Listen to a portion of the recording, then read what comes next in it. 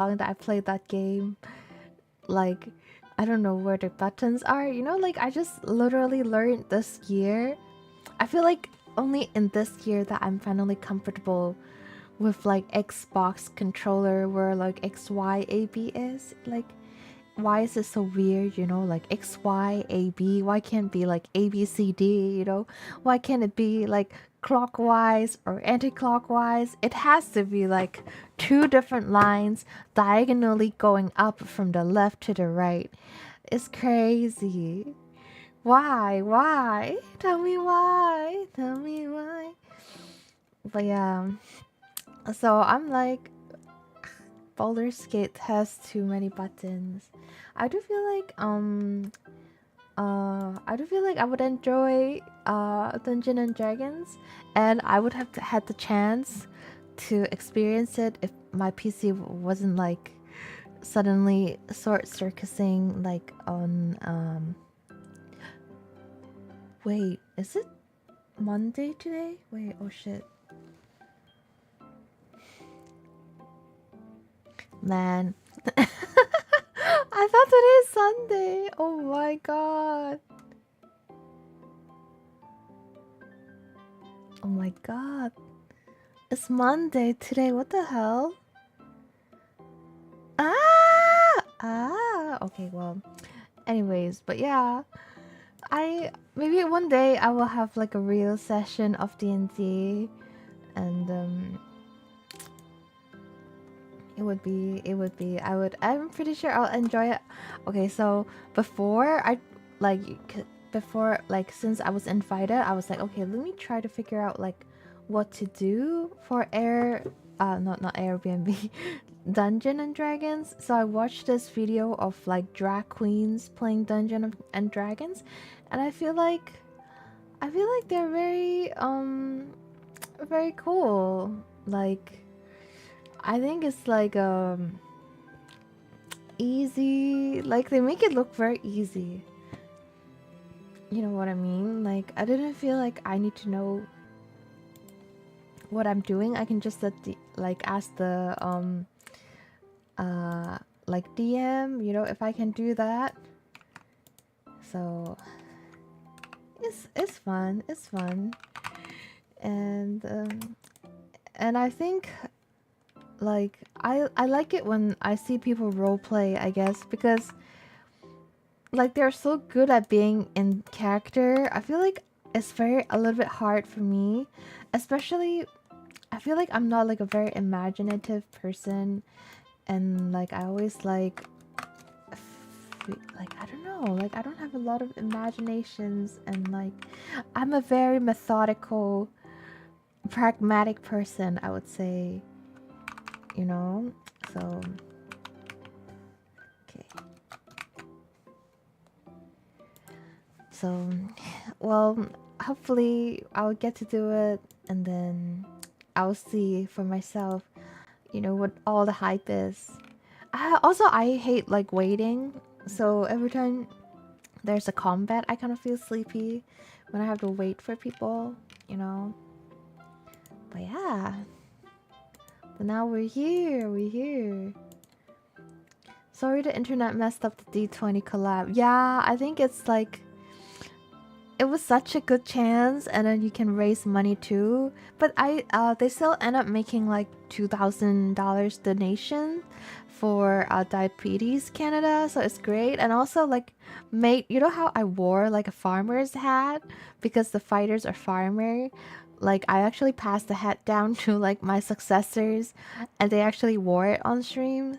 So well, it happens, and I was like a little bit like bummed by it as well, but after, you know, after a while I'm like, it'd be like that, it'd be like that. I do feel like it's a wake-up call, you know. I should have cleaned my PC like 50 years ago, but I still haven't done it. Well, I've done it like maybe last year. I should probably do it again, but yeah, I'm just too lazy, and it's not necessarily my fault. It could also be the internet. Thank you for the follow. Wait, so look. Thank you for the follow. Wait, do I follow you? Wait, I can't yell at Siluk. I already followed you, so now I can yell at you. I can be like, oh wow, thanks, Saluk. Hello, Saluk. Wait, let me add Saluk to the auto shout out. Okay, let me do that. No one's fault for being lazy. We're all lazy. Yeah. Okay, so shout out Luke. Oh, thank you, thank you. Oh, they're playing Peak. I see. Someone is addicted to Peak. Hello, Phantom. Yes, I have. I had fun. Like, I was having so much fun watching 𝐒𝐚𝐤's a session. Like, it was so funny. They have like all the curse thing and freaky tree fuckers going on.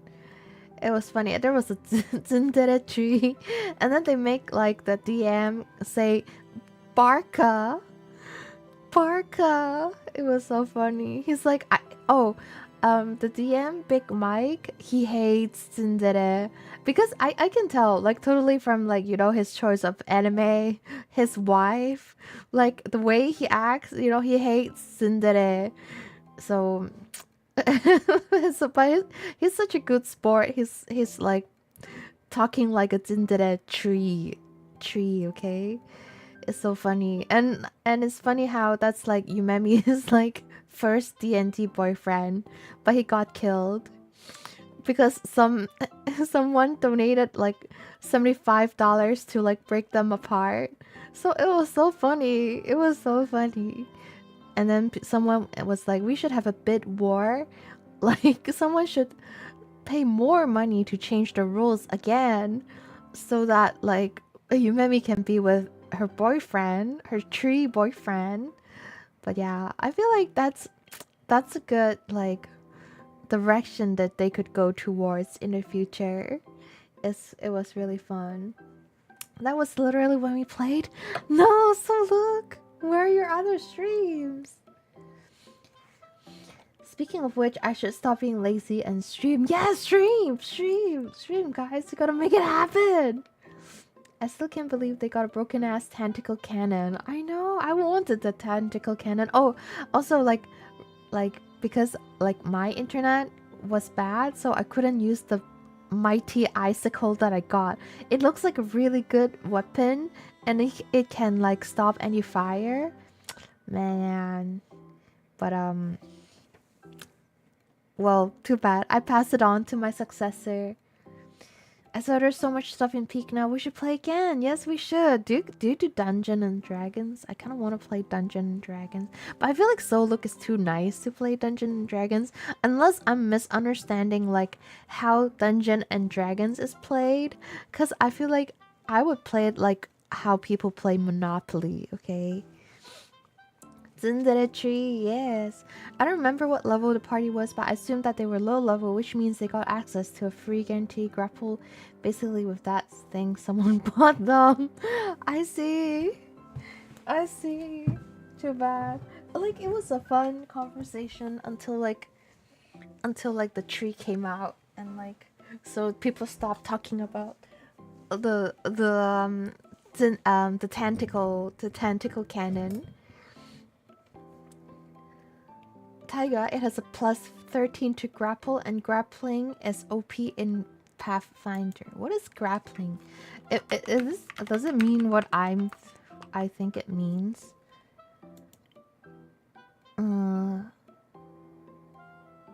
I see. It's like holding someone, yeah. So, okay, grappling is OP in Pathfinder. I wouldn't know that. And it's not my weapon anyways. D&D is fun. I play with Tomo and Kuro. Man, I can already imagine how... Wait, oh, it's Tomo and Kuro. I thought like it's Kuma. Because I can imagine how Kuma would play in D&D, judging by how he plays in Monopoly. I say, oh, Tomo! I want to see Tomo roleplay. What the hell? I mean, I've DM'd a campaign before Taiga. DM'd! That's crazy. That's how I feel like I wouldn't know what to do, you know? Like, I wouldn't know what to say. I used to play D&D every month until the group broke up because people moved away. Oh, you guys can do it on Discord then with the website we're using. Like, it's called Roll20, so you can just roll the dice together. But I guess like playing in person is so much more fun, especially if you have like all the pieces and stuff. I'm not that nice. I see. Holding someone. Grapples are used to disarm, make them have disadvantage, and etc. The age of online and D&D is real. My DM style was basically a really chaotic evil version of 𝐂𝐤𝐚𝐭 of Konosuba. Konosuba? Is that the anime Konosuba? I've never seen it. Man, speaking of Konosuba, have I told you that my dad is into isekai? I'll make a Twitter post about it. Like, he started watching isekai anime and I'm so disappointed in him. No isekai anime is allowed in this house. Man, I was like, because wow, thank you for the subscription, so Luke. But because like, you know, I wanted to find out what he's watching, so I was forced to watch it. Man, tusk. That's why I didn't share my my anime website with him, okay? In person really is a lot more fun, less distractions too. Yeah, I feel like if you have ADHD or if you have like, if you suck at like following verbal cues, kind of lose yourself in middle, you know? Man. Making up for not falling earlier. Oh, it's okay. I was just joking. Thank you for the redeem. Meow, meow, meow, meow. My group has 4 DMs. 3 of them are more serious, some more so than others. I'm the last DM and they wanted me to run a campaign because they know I'll make a shit post of campaign and they love it. Oh, that sounds so fun. I'm glad you found your group. I feel like, who was it? I think it was Toru? You know, Miyamoto Toru, who asked if I would be interested to play D&D. But then, I don't know what happened. Maybe I should like ask him again now that like I remember this. But yeah. Okay, so like back to the main spicy tea we have today. Like, you know, that was like my D&D experience, but like we gotta talk about real life, okay? Like the reality check, okay? I don't know if I made a tweet about it, like about my experience, but I was like so reality checked, like by my experience at a matchmaking event. Okay, let me see, did I say, yeah, matchmaking event. Okay, so you're big enough to remind people monthly that they can use their Twitch primes. Wait, highlight my message. Okay, yeah. Use your Twitch Primes. I don't even know how to use my Twitch Prime. There's also a lot of other themes to play, and there's a lot more than just medieval fantasy. There's cyberpunk, steampunk, anime settings, modern day, Lovecraftian. You know, like, oh, like, okay, so when I used to play, even when I was a kid, and I used to play house or like pretend with like my neighbors, I feel like I have a hard time, I don't know, like figuring out what to do. I try to make it interesting, but then they wouldn't listen to me. So like, but I mean, their version is also interesting, but then when I make suggestions, they seem not to like it. So I wonder if it's like my suggestions are bad, or like they just have like a strong like will of what they want to do. So that's why I'm not like sure like if I would like be good at D&D. I do think I will enjoy it though. Tea time, yes. I want my mini joke campaign for you, Taiga. Oh, thank you. Is it like, how long is a campaign? Oh, you went as an agent? What's an agent? Like in the matchmaking event? Like I just went because I'm nosy. Like Haru, I think it's Haru Nishimura, like calls it people watching, but I call it by what it actually is. It's just nosy bitch. Nosy ah bitch, okay? I can't imagine playing matchmaker. Like, I was just there, like, okay, so because basically it's like 5 minutes drive from my house, that place. And I can literally walk there in 30 minutes. But so it's like this place with like my kind of like my kind of food. It's like cafe food. And so by day it's like a man, I don't know, like people are gonna know where this place is, but basically they run like day and night. So at night there'll be like events and stuff, and they like rent it out for events. And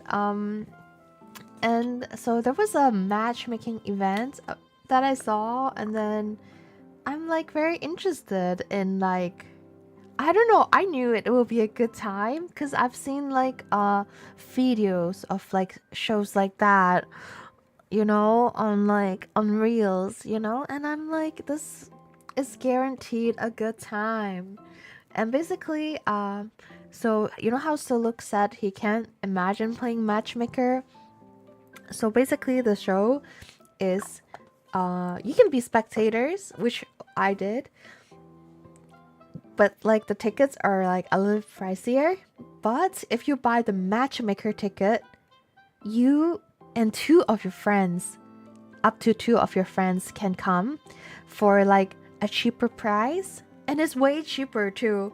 Like my ticket was like 14, but like if you're a matchmaker, it's $11 for 3 people max. But you have to pitch them out. You have to like sell them, auction them out. And I think you also get $20 worth of food. You get $20 food voucher as incentive. So basically you're earning money in a way. Okay? By doing that, you know, you're earning like $9, but split between you and your friend, it'll be like $3 each, which is not bad given the presentations are only 5 minutes. So you're making $3 for 5 minutes, which if you do that for an hour, it would be 3 times 12. It would be $36, which is much higher than like average wage, okay, in Canada, okay. So um you just have to sell your friends. That's all you need to do. You don't even have to split the money with them. You know, you just order the food for yourself and your friends can like order their own, you know. Don't tell them. Don't tell them. Yeah, pimp them out for food. And then so basically there's that's what happened. And then there's also early bird tickets, which I missed because I just found out about this place like a week ago. And then but you know, it sounds like a fun event, so I went. And yeah, and the early bird event was like $7 something, and like buy one get one free, so it's crazy. But I feel like because it's their first time hosting an event like that, that's why it's cheap. But man, I should have took advantage of the early bird at least, even if I'm not pimping up my friends, you know. Oh, also, the best so the matchmaker, okay, if you bought the matchmaker ticket, you have to present your friend like 3 to 5 minutes. I think initially they said 10 minutes, so some people wrote a script for 10 minutes, but then they have to cut it down because that's how the organizer, I guess it ended up having there are more candidates. So but you as the matchmaker, you have to go on stage and talk about your friend and like pitch them out and be like why they would be a good partner, right? So there's that. And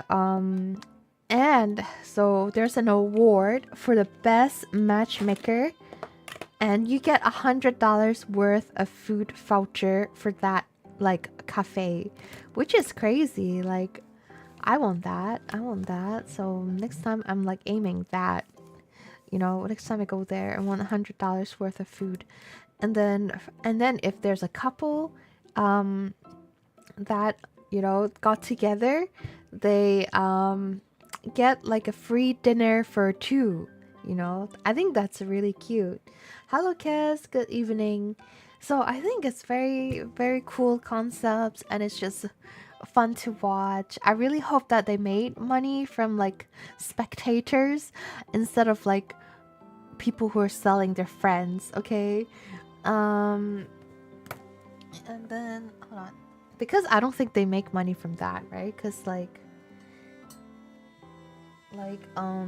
like those people are like eating your food and like not paying enough. Hold on, let me get my charging cord. And then so I was there, I was late, and then I went with Haru and Haru's friend Adam and B. Like I feel like Alan didn't actually want to be there, but then Haru like think that, I don't know, like Adam might be interested in it, so Adam went there, and Adam ended up liking the event, okay?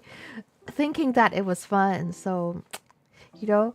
And then there's B. I think B is like also like very nosy like me. And so there are domo. Ohayo gozaimasu.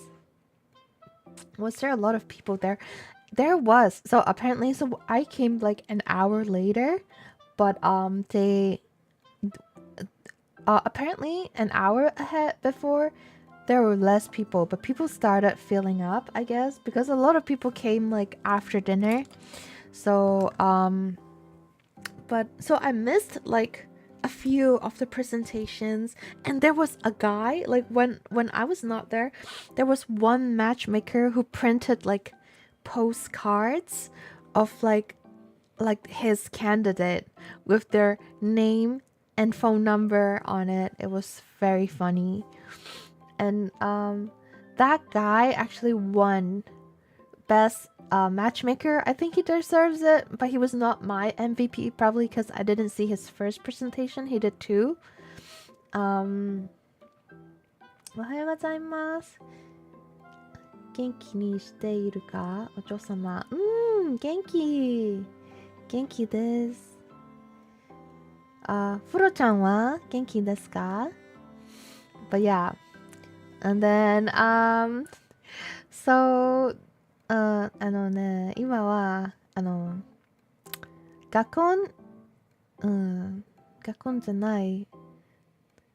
I don't know. Dating イベントらしいイベント、トピックしています。よく見ますよね。No! not すごい。not すごい。But yeah, but anyways, so basically that, and then so we watched like and then there was a very cute like brother and sister duo.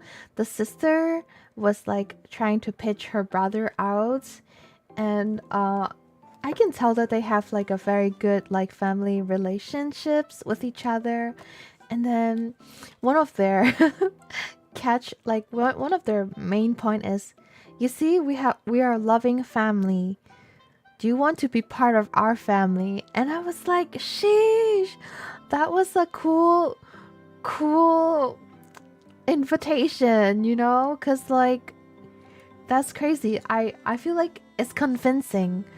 Because, you know, like their family, who hangs out with their brother like that, you know? And I feel like, oh, that was a very like good point, you know? But then like some, like I feel like it's very sad, but like the audience, they're more interested in the matchmaker and the sister. They're like, oh, is the matchmaker single? And it's just like, no, I'm taken. What the hell? So yeah, having a family is actually a really big selling point. Yeah, selling point. That's what I was thinking. And then but yeah. And then what else? And then there was, so I was like, and then there was one guy, like my MVP. he was very funny. He was just pure funny. But then apparently, like, he was like lying about the candidate, but it's okay because he was funny. And he was like, okay, his catchphrase was, "My friend here is a good guy." And then he's like, "And you know what? You know what about good guys, right? You know, do you know about good guys? They..." And then the audience, one of the audience, he gave the mic to the audience, and the audience is like, "Good guys finish last." And then that MC, like the matchmaker, was like, "Exactly. So they'll always let you finish first." And then I'm like, whoa, wow, that was crazy. I was like, that was such a good line. Taking notes. But yeah, so and then also he was like he was like a little bit shorter than his friend, especially his friend was on the stage and he was standing on the floor. So he was like, "Let me demonstrate you the perfect height for a couple." And then he was like demonstrating it. It was very funny. Big brain, I know. And then he was also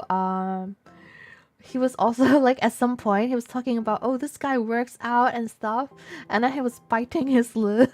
And then he's like, "Sorry, I was distracted." So it was very funny. That guy was my MVP.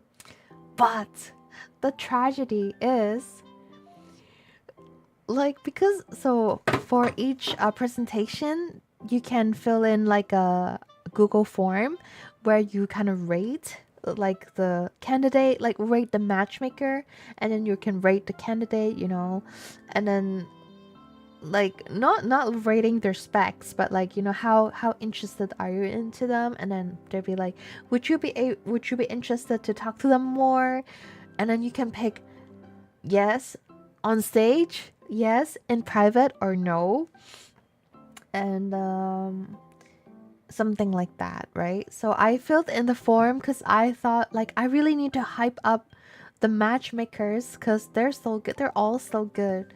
At least the one I saw. Apparently there are like people who are not as good, but I was not there. So I was like rating, but I'm just doing it for the vibes, right?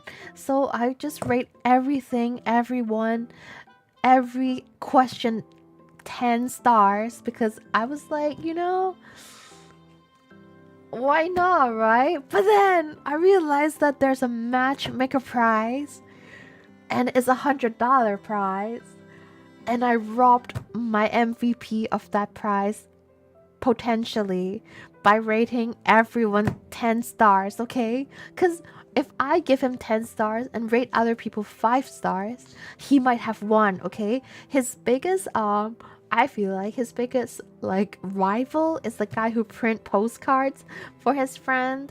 But like his second presentation, which I saw, was okay. So man, I feel so bad. I'm like, if only I know there's a prize and there's a reason why we're rating this, because I just thought it's for like hee hee ha, you know. But no, it's a real thing, okay? There's stakes, you know. So there's that. But regretfully, I did tell him that like after running, we ran to his group like after the show, and I did tell him that it was very funny though, man. But that does not, one single compliment from me is not worth $100 of cafe food, okay?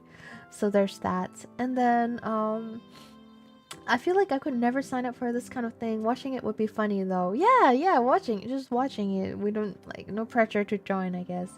Matchmaking with me. Hello, Pigeon. Wait, I need to put Pigeon in auto shout out too. But yeah, so it was such a fun. You should come, Pigeon. You should come, and then like you can sleep over at my house after. The tragedy of being nice to everyone, it means your favorite will lose. Yeah, it's true. That's why don't be nice to everyone, because good, like funny people deserve the $100 voucher, okay? But I mean, I feel like the other guy probably deserves it too. He actually put money to print those like leaflets for his friends. So he kind of needs something to cover his costs, okay? So, but man, that guy with the nice guy line, man, I was so impressed. Like there are so many like quotable like lines too. And apparently, so there are people who made PowerPoints as well. So I think some people like just put a lot of thoughts in their PowerPoints, and it's really impressive and it's really entertaining. And the sister brother duel, the sister actually interviewed like some of their friends to say something nice, to vouch for the guy. And but I feel like there are more guys candidate than girls. You should pick a friend to go. Yeah, we're trying to like all like how to be, you know, Ellen, we're all trying to push each other out. We're trying to like kind of, you know, just be the matchmaker, because honestly I think being the matchmaker is more fun. The guys should get together. I know. I know. Like, and then, so I think it's very thoughtful. And then there's some girls, but like, I feel like maybe not enough girls were there. So some of the girls there are actually like the waitress, but the hosts of the event are separate from the, well, they're kind of their own thing. So maybe they just happen to invite like the waitress, you know. It's not like it's rigged. Also, speaking of rigged, like after the show we went into like another group, right? It was another group that I didn't see the presentation of, but like the other people saw it. And then that guy came over to us and then he's like, hey, I saw you at the place. You guys work for them, right? Apparently because B was so good at asking questions. So after every presentation, they'll be like, oh, any questions for the candidates? B would raise his hand and ask funny questions. So yeah, so that so totally like made other people think we're plants. We're paid to be there. And I'm like, no, hello Moogie. And then we're like, no, that's totally untrue. And but yeah, there was apparently one of the candidates was someone like acquaintance of B, and then B tried to like make him look good by, yo, I know that you have an extensive background in martial arts. What would you do to protect your girl, you know, in a pinch, right? And then before that guy gets to answer, the MC, which is like the MC of the event, he's like kind of like a gruffy guy. He's like for a gun, you have to defend the girl from a gun. And then so he likes to make things spicier, and like he likes to push buttons a little bit. So the candidate is like, well, I don't think I can fight a gun, but I can take a bullet. And then everyone was like, wow, you know. And that's why people think B was a plant. He was hired, but he was not. Okay, he just happened to know the guy. And yeah, it was like moments like this. I wish I could ask more questions. I want to ask questions too, but again, like I'm not imaginative enough. I don't think I'm witty, you know? I feel like I'm like a more critical person. Well, like I'm more like, when I see things, I ask about things. I wouldn't be able to think of like scenarios like that. What would you do, you know, to protect your like girl against a gun, you know? So it's interesting. There's always this kind of sad thing about dating shows. Often it's unbalanced with more guys. Yeah, it's true. But I mean, like girls, I feel like maybe they're more shy, maybe like. But I feel like all the guys who were there were pretty brave because it's the first event. Like I wasn't brave enough. Like I didn't even want to like force Haru to go on stage, because I did ask, you know, if people want to be pitched by me, you know, we can go for a cheaper price. But I don't want to force people on stage, because especially because we don't know what's gonna happen, and especially like the MC is kind of spicy, you know. So those guys are really brave. I will fight a gun bullet, a scary one. Yeah, I'll take the bullet. And what else? Any other guys or girls? And then there was another girl, like MC, like matchmaker. She was so good. Like, I feel like she should do it professionally. She was so smooth. She was just walking on stage. It feels like her own comedy show or talk show. Like, she started by, I know all of you guys wish that I was the one who is going to be pitched, but unfortunately for you guys, you know, I'm the matchmaker today. But luckily, I have someone better to offer, you know. And then she was like walking around the whole stage talking about the guy. And then at some point she was like, who bought Lululemon last month? And then no one raised their hands, because I don't think Lululemon is popular amongst Asians. Well, a lot of us are Asians there. But then she's like, well, just raise your hand and pretend you bought some. And then we raised our hands and we were like, yeah, Lululemon. And then she's like, you know, I totally understand why nobody bought Lululemon last month, because Lululemon is expensive. But, you know, don't worry. This guy here, he got discounts for Lululemon because he works for Lululemon. And I was like, that's a good line too. That's so funny. And then after the guy, she also pitched a girl. And she's like, you thought I was a yapper, but I just had another drink back there, so I'm gonna yap more. And I'm like, oh, it's that confidence and stuff. I really like it for myself. I think it's so funny.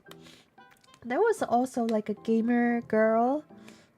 People are like, oh, what games do you play? And then, you know, there's a guy who said like, I play CS, League of Legends, but that girl plays Valorant.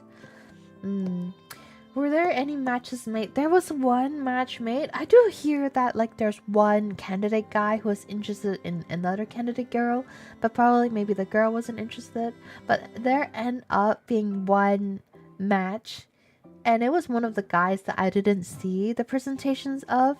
And apparently, from what I heard from other people, like the presentation was not okay, not that good, but maybe that guy was like presentable enough, so he ended up finding a girl. And then I think they're both Christians or something, but then the girl is also a waitress. Okay, so I don't know if it's set up or maybe it's real. You know, do you believe in love enough to think that it's real? So I do think that it's real. I feel like maybe she didn't prepare to do it, but maybe she still thinks that like, oh, that guy looks like a good guy, you know.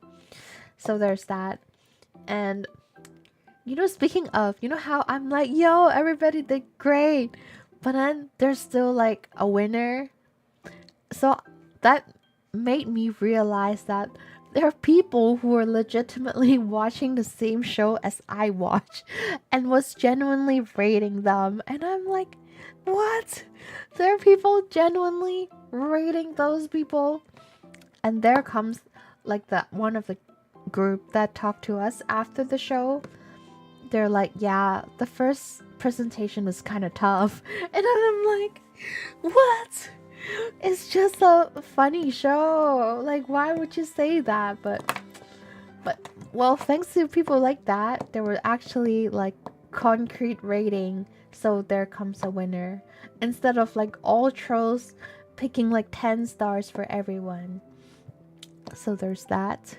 But I'm like, wow. I'm like, Sasuga Asian. That's very kibishi. That's very harsh. But you know, that's real world, okay? That's the world outside of like, I don't know, man. Like Google, this is the rating that is unlike Uber rides, because apparently if you get under 4.5 Uber rating. Under 4.7 is kind of low, apparently. And I've gotten 4.3 before, okay? But anyways, thank you, Oki Senpai. Thank you, Oki Senpai, for the support. They were both plans. Maybe it could be. I wouldn't like, you know, be sure 100% that it's not a plant, you know. But yeah, so there's that. So I hope they're not both plants though, cause I want to believe in the magic of shows like this, cause I want more people to join. You know, anything but Max is bad. Basically, for Uber rides, like out of 5, 4.7, lower than 4. So some I saw like on Reddit, okay, some Uber drivers or like Lyft drivers are like, I want to pick up someone under the ratings of 4.7 past evening. So things like that, I think it's valid. You kind of want to be safe, you know. But I still, with my whooping rating of 4.3, I still get Uber drivers. So it's not that bad. But maybe my Ubers are more expensive, or maybe like I have to wait longer. But I think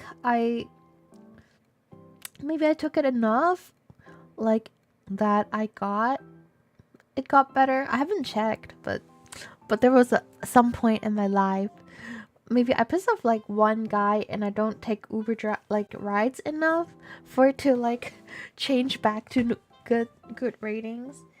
And it's 4.3. It's not even bad ratings, guys. I'm having issues with app drivers these days. I know. It's a harsh world out there. Speaking of harsh world, so being in the matchmaking event makes me realize that there are a lot of heterosexual people in the world.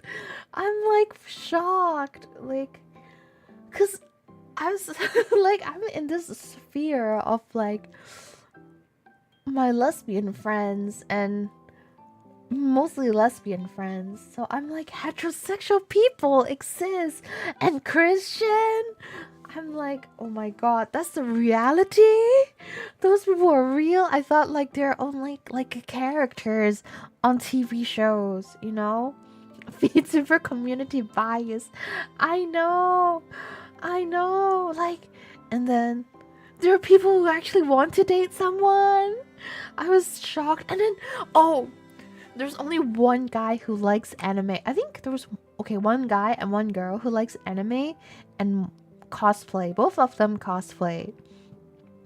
But other people, they like badminton, they like hiking, bouldering, what else? Like pickleball or something. And I'm like they like going to the gym. Like, and I'm like, oh, that sounds like some character from Family Guy, you know. It sounds like a character from like American sitcoms. And man, and that's how I realized that I was very like detached from reality. Because like all my friends are like online people, or they like one form of Asian subculture, okay? Like the most normie people I know, they like K-pop. To me, liking K-pop is normie. That's normie activity. But there are people who don't like K-pop. Like they don't like follow K-pop idol group for fun. Like crazy. Wait, what does that mean? What does what mean? Hello, Calvin. Ah, yes, Christian, hetero are the worst. I see. Hello, Eric. But don't you like hiking yourself? I like hiking while listening to anime music, okay? Cause like I did ask, like when I was at a party once, I was talking to this person, and they're like, I'm like, so what do you do? Like, you know, like what's your favorite like anime or something. I just casually ask people that because I'm perpetually in spheres with people who like anime, so I don't even like think about like normies anymore. And then he's like, I want to watch anime. And then I'm like, okay, so how about like idol groups? You know, so you like idol? If you don't like anime, it means you like idols, okay? You know, or like cosplays. But I mean, they have to like anime to cosplay, but like, do you read mangas? And he's like, no, I don't do any of that. And I'm like, oh, okay, so what's your favorite K-pop group? And then he's like, I don't have a favorite K-pop group. And then I'm like, then what do you do for fun? How do you bear this cruel world? Like, what keeps you alive? And then he's like, oh, I like bouldering. And then I'm like, what? Yeah, so that, and then that's how I noticed that. Like, I got reminded that it's a mixed friend group with normies, I guess. But yeah, I'm like very out of touch with reality now, I realize. There are actually people who listen to English top 40 music, shocks. Or, yeah, like people who sing. I mean, like, I know the TikTok songs, you know? Like, if it's popular on TikTok, I kind of know the song. Well, you know, my friends, Pigeon and Lucy, they actually know English songs. I'm like not that shocked. But before that, they like anime or like subculture first, okay? They're in VTubing first. Like VTubers can like hiking, okay? It's fine. People, to be honest, matchmaking events, I would take what people say with a grain of salt. People tend to go like they're going for an interview, so things they say are kind of beefed up. Oh, I feel like because it's more like a funny thing, it's more like an entertainment show. I do feel like, you know, I do feel like they're honest. It's just that maybe that's not like the whole truth, you know. But which is okay. I mean, like when you meet people, they put up like a friend. They try to be like, you know, as pleasant. Like they want to make a good first impression. So I think it's like equals to that. So, you know, I think it's fine. Like everybody wants to give a good impression. There was one guy, like the funny guy, the funny matchmaker that I said, he lied about like his item. He lied about his friend's height. He was like, well, I have to say that he's 6 feet because he's only 5'11", you know.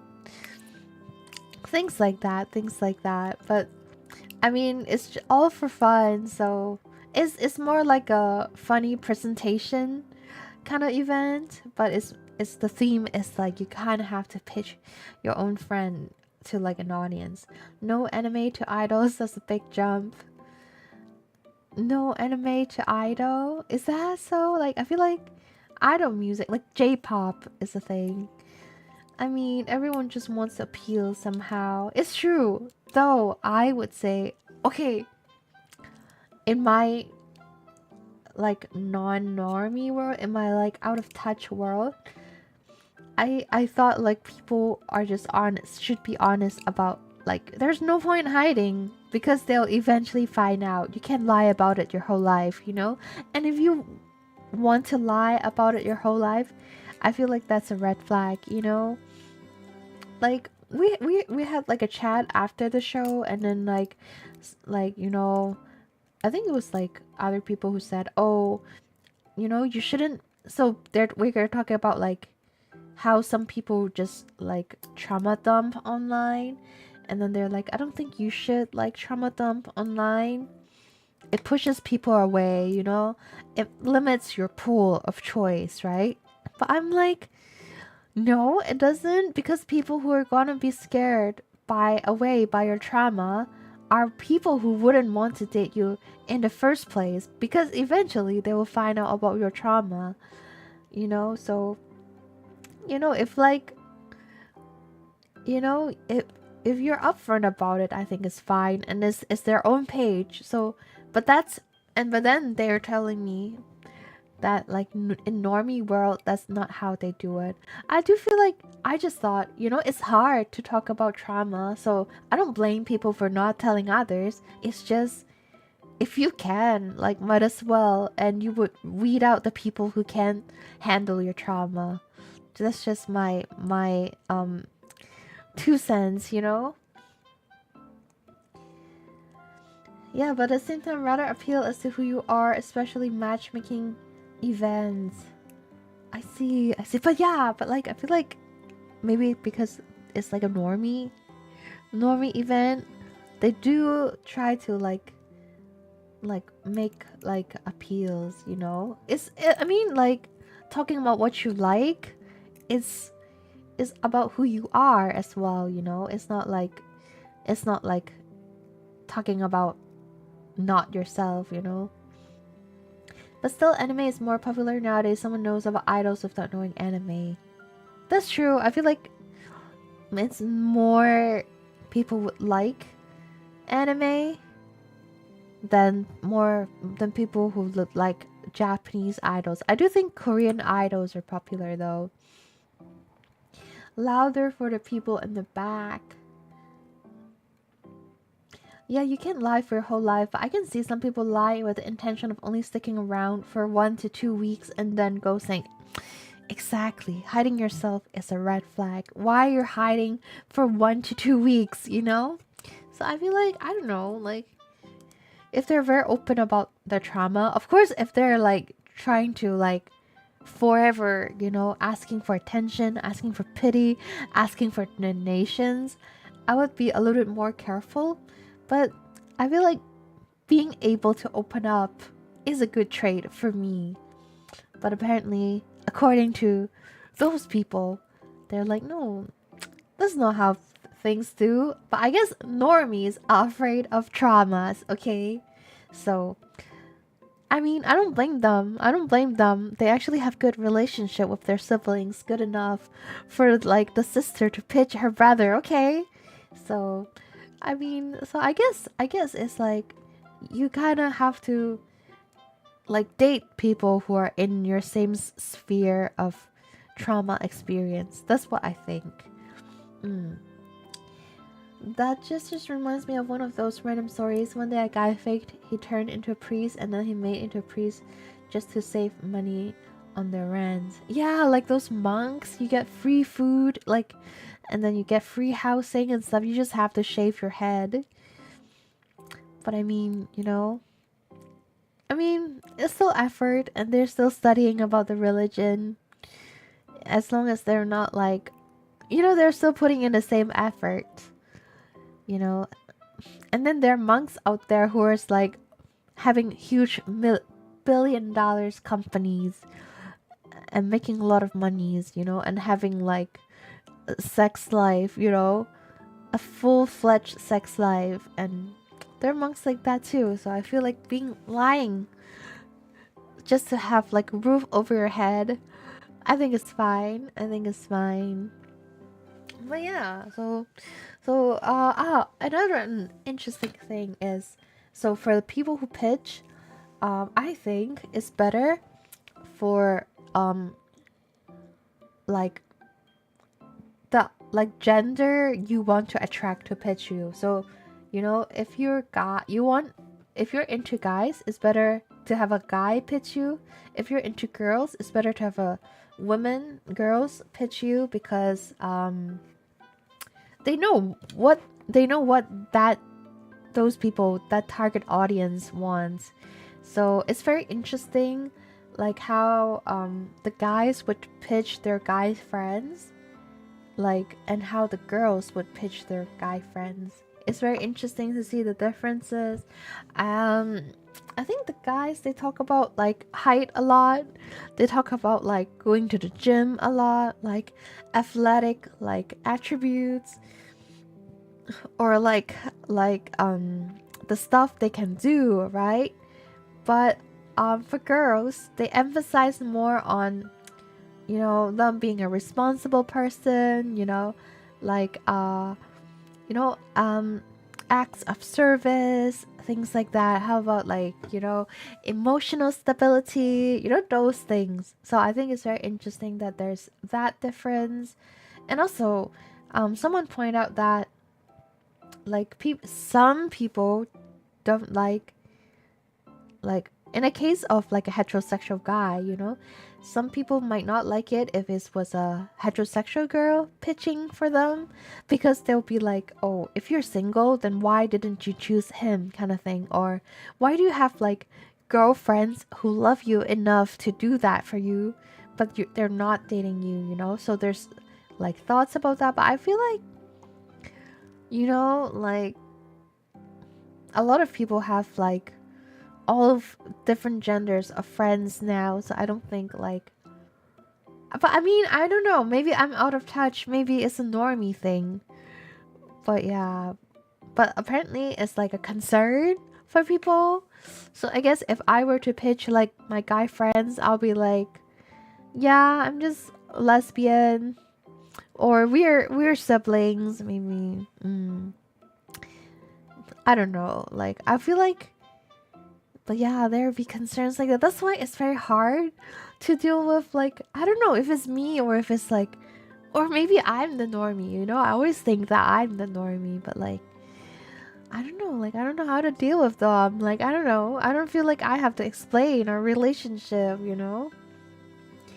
Hello, Heart. Yes, it's very interesting, right? That's why we also invited Heart, but Heart couldn't make it. And like, you know, Heart is very, very far from us. But yeah. But it was very interesting, and B kept asking questions, and then people think like, to the point that people think that he works there, you know. So you missed out on like B's shining moments, like his highlights. You know, I can see how these stuff can appeal to people. Some people are so desperate to find something real, they may think they'll jump into some Pixar romance where you think you meet a billionaire, but in the end they do love you and work their way into infinite wealth. That's why I don't like isekai shows, because, well, not all of them. There are a lot of good isekai shows, but like some isekai shows, especially, namely the ones my dad is watching, is about like that. Like he just suddenly got OP, you know, for no reason. And then he was just living his life easy. You know, I don't like that. I don't like that. That's not realistic. You have to make others pitch for you. I mean, I think like how the show operates is you initiate as a matchmaker and you have to pitch your friends. So you convince your friends to be pitched by you, and all three of you get cheap tickets and food vouchers. So I think instead of making others pitch for you, you convince your friends. You know, you want to be pitched, you know, kind of thing. Normies don't have friends. Normies don't have friends. Normies, like, so sometimes when I feel like, oh, I'm emotionally not that connected to a friend group, sometimes I wonder if it's because they're too normie for me, and I'm too like non-grass touching, you know? Too many OP protagonists. Yes, I don't like that, and it gives people the delulu, you know, of like that's what they want, you know? But it's, I feel like it doesn't happen like that, you know, real life, and it's not fulfilling if you just get everything so easily, you know. But yeah, the food is pretty good. I didn't try it. I only got like a one drink, and the drink is very cute. It has like a bear shaped eyes in it, so it's pretty aesthetic, and I think I'll go back for food as well, because I don't think they have matchmaking events like every day, like they may have it once a month or something, but they do have other events. But I'm more interested in their food because they do look good. Well, yeah, it was a good, interesting experience. I would rate it like 10 out of 10, but I also hate that like I shared, you know, the matchmaking event on my, you know, like to my own like friend group. I was just talking of it. Oh, naughty, naughty. The fox spirit. It's a raid. Naughty's younglings are here. It's a raid. Oh, thank you for the raid. Hold on. Um.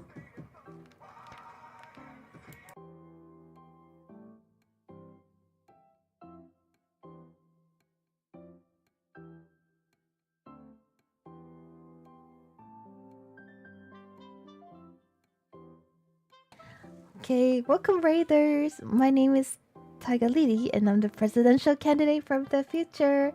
I do games and art, and we're having a just chatting about this matchmaking event that I was at. Welcome, Naughty. Hello, hello. Thank you for the follow, Zero, the Phantom.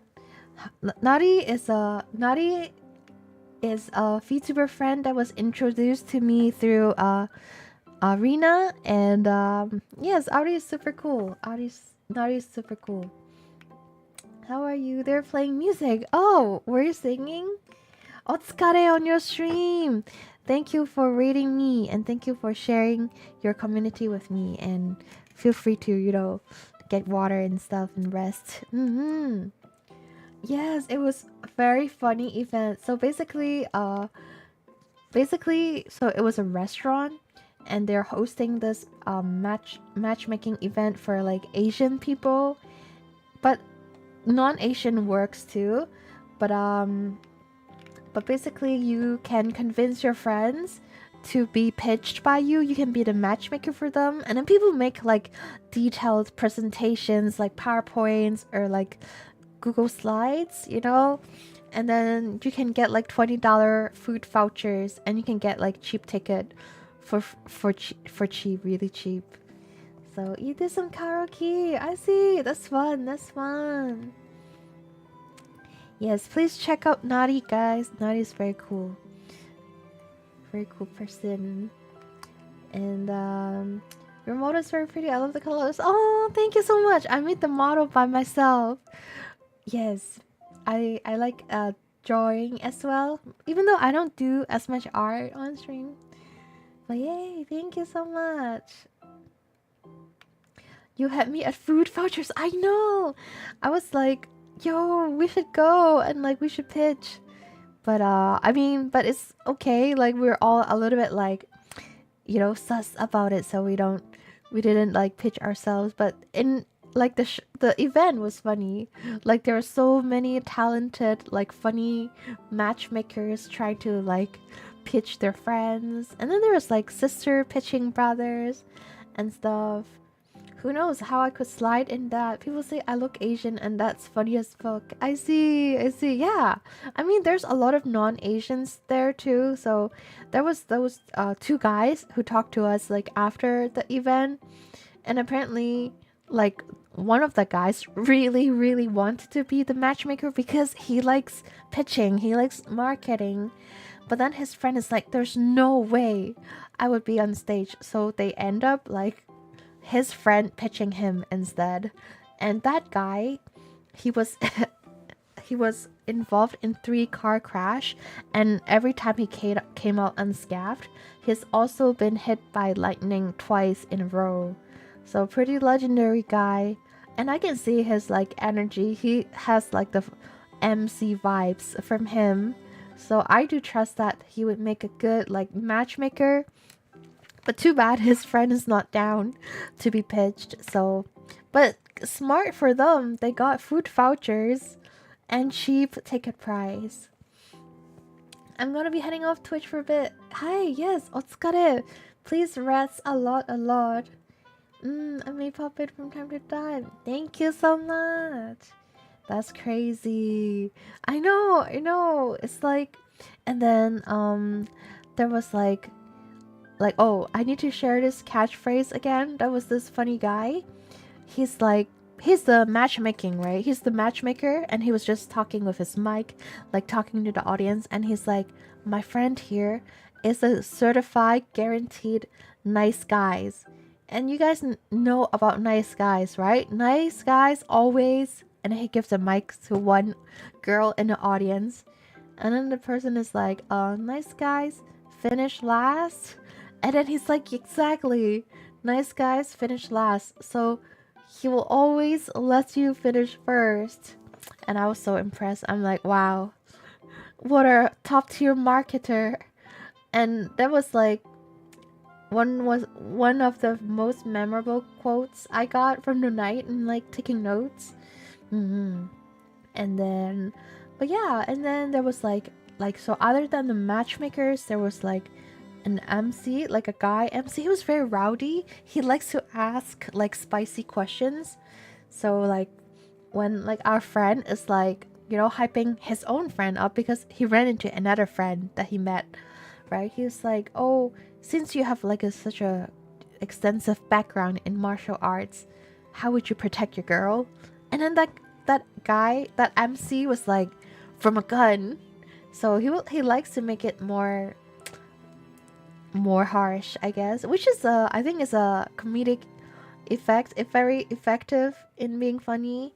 What else? He was like, but yeah, it was like very, in general, very fun. But I also feel like a bit of like toxic masculinity from that MC. But I feel like maybe it's just because I'm so like out of touch with grass, you know?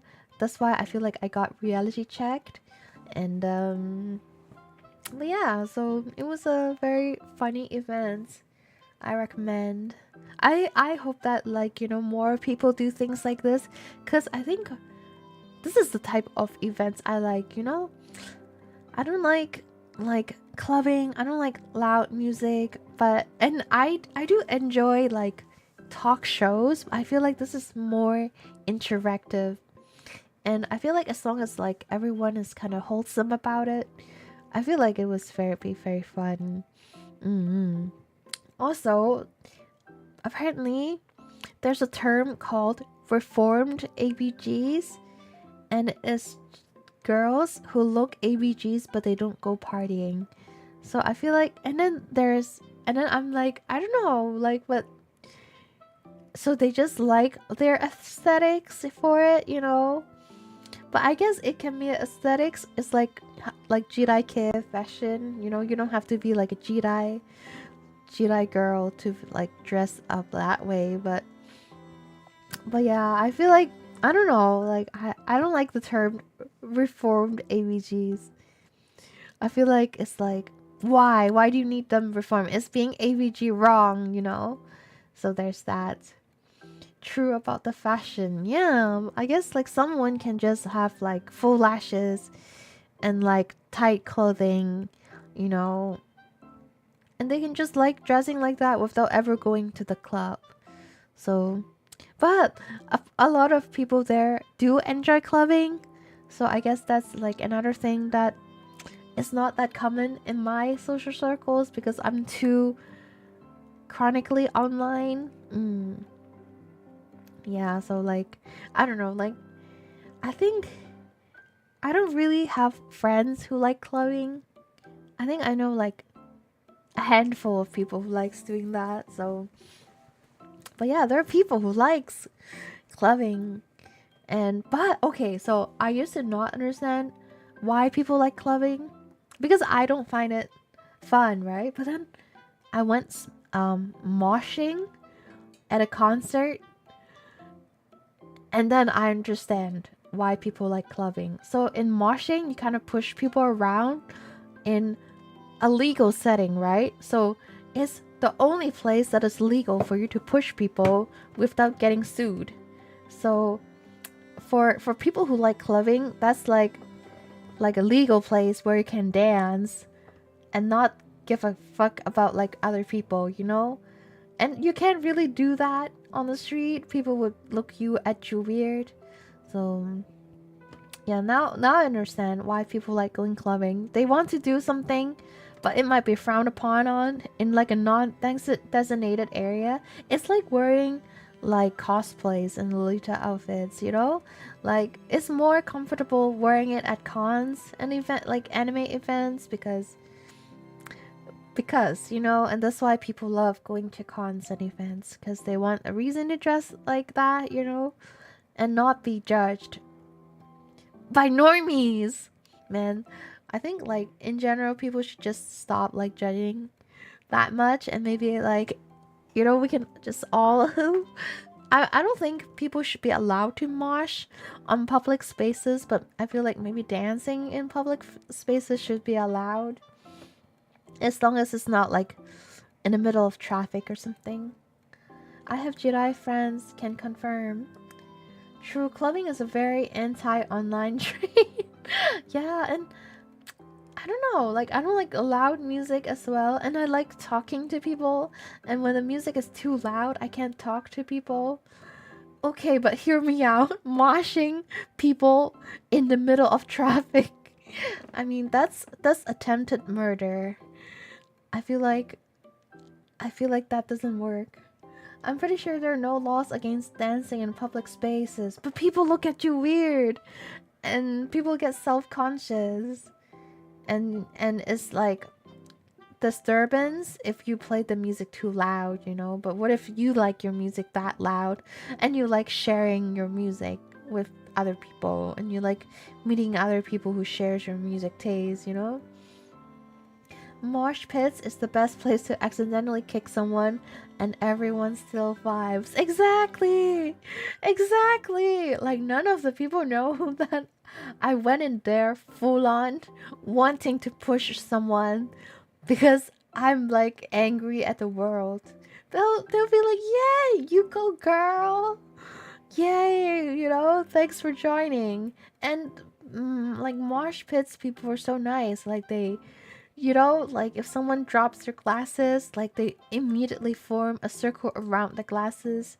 You know, I was very impressed. I wish I go to more mosh pits, except like I also hate loud music, so I wish there's like a quiet mosh pit. Is there any like silent mosh pit where we just push each other, not to any music? It'll be nice. Maybe I should start an event like that. It's a mosh pit but no music. Also, there was, I think, at like a festival in Europe. Um, there were people moshing at orchestra like music, and it was very fun, and the performers also enjoyed it, and yeah, it's all good fun. These days people will assume you're filming TikToks more than anything else. I guess so, it's like that guy that does like white girls dance in Toronto. Yeah, I guess if, oh, it makes things a little bit more acceptable if there's a camera crew filming you. So there's that.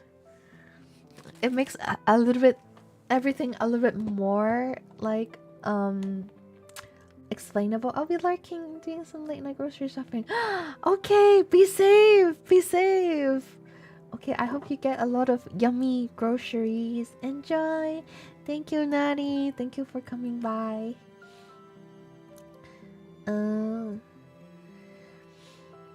The thing about mosh pits, though, you can get pushed back. Yeah, which is great. And like, you know, when you push them and they push back, it neutralized the force, but both of you still get to push people. Isn't that beautiful? Isn't that the best thing in the world? Quiet mosh pit. Yes, maybe a wrestling. Yeah, ultimately, I just want to wrestle people, but like not get into like a fight club, you know? I don't want a fight club. I want a mosh pit. Mosh club. Mosh pit with no music is just illegal. Yeah. You know? A girl only want one thing, and it's disgusting. It's an illegal underground fight club. Man. I mean, I guess like that's why we need music in the world, to cover up our intentions.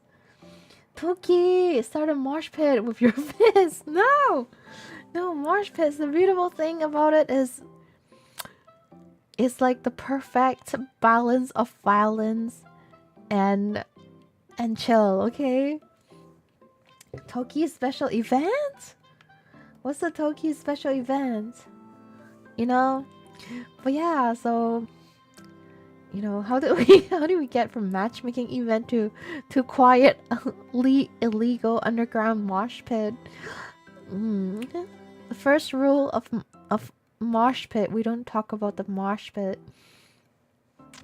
But yeah, okay, so that's why this is the type of event I enjoy. I think I like watching like stand-up comedy, but I like doing something else while watching stand-up comedies. So I don't want to be at an event and just watch with the person talking. I think the only like live shows that I like are idol shows. I don't even like I like performance, you know, but I also don't like loud music. So there's that. I guess I can enjoy concerts if the music are not that loud. So it's still okay. You know, these days you can take earplugs to protect your eardrums in concerts. That's true. But then don't you feel the heartbeat like with the bass and stuff? I feel like that affects me a lot. That makes me want to throw up sometimes. I think maybe what you want is cuddle party, but with the foam weapon battles or maybe pillow fights. I want it a little bit more violent than that. I don't want pillow fights. I feel like if I'm in a pillow fight, I'll like the worst of me is gonna come out.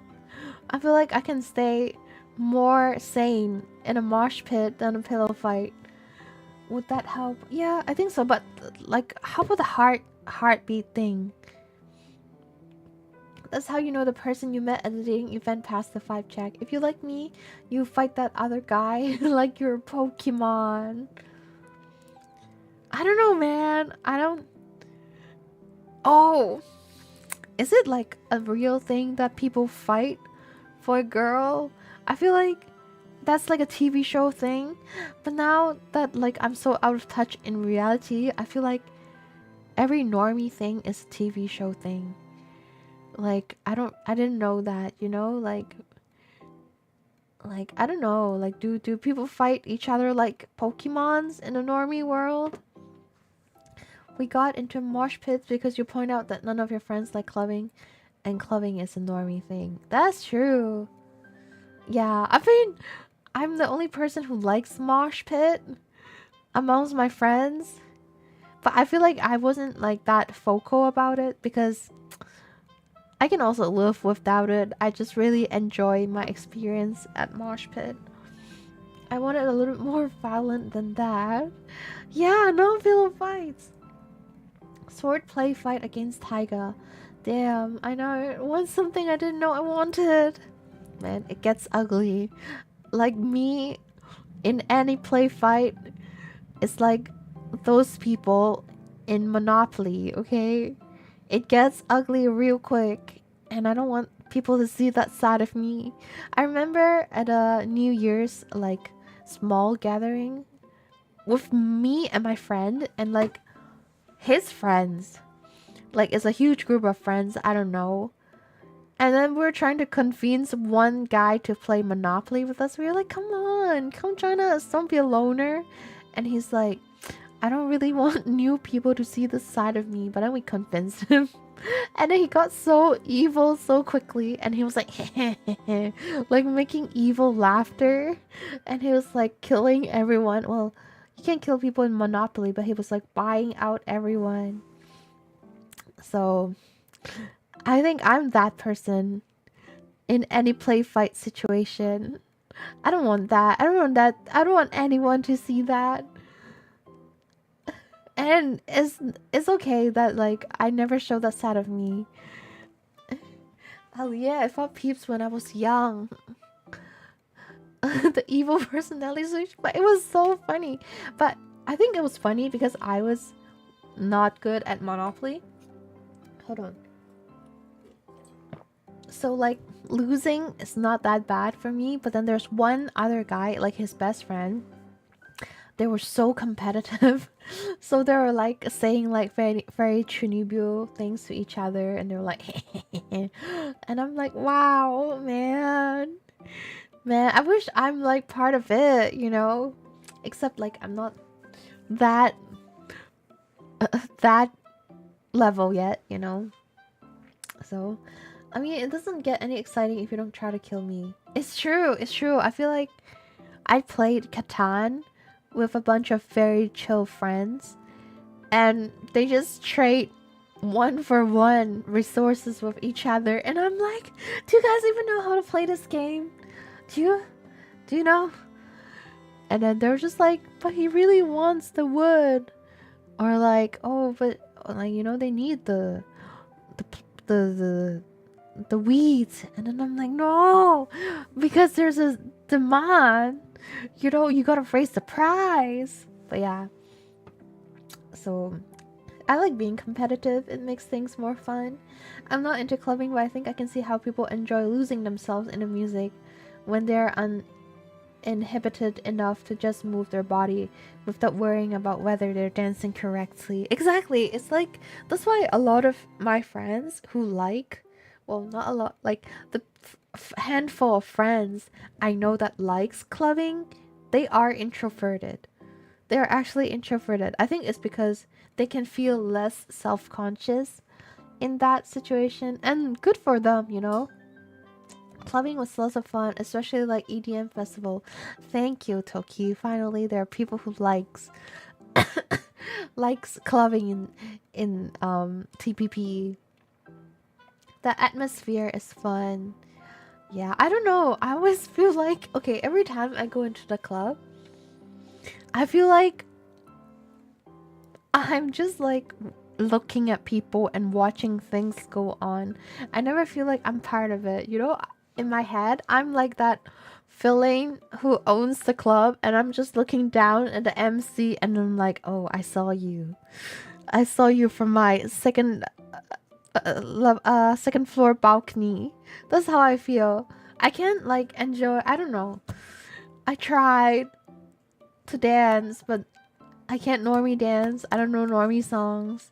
So unless they play TikTok songs, then I would like I don't know. So that's why I don't know. I don't feel like I'm part of it. I feel too awkward to move much. Same, I feel like an observer. Yeah, and I'm always trying to protect my friends. You know, I say I'm trying to protect my friends, but the truth is I'm just finding a reason to pick a fight because I'm so bored. Yeah. So I don't go to clubbings much anymore.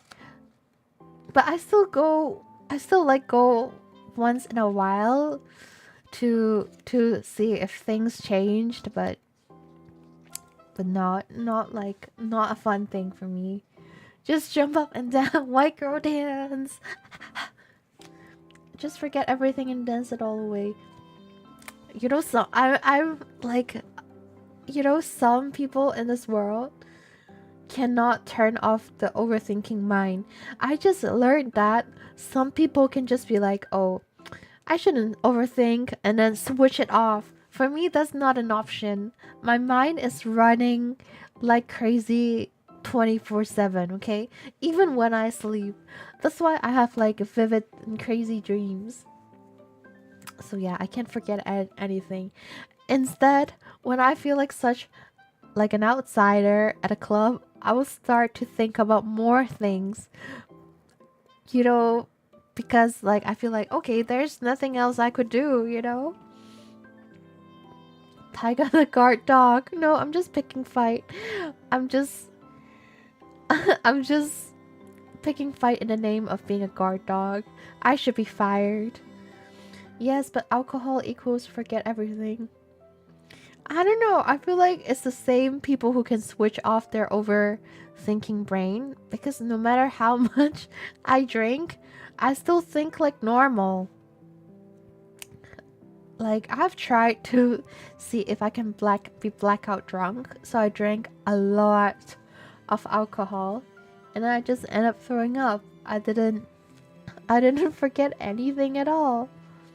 So I don't know. I'm very awake when I'm drunk. So that's why being drunk is not fun for me either. Why would you want that? I don't know. I just want to experience like blackout because I've never experienced that before.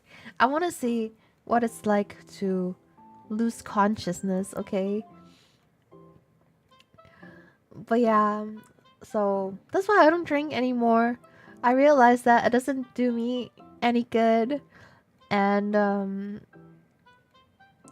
I can have the same amount of fun not being drunk. I can have the same fun being sober. So why would I drink alcohol?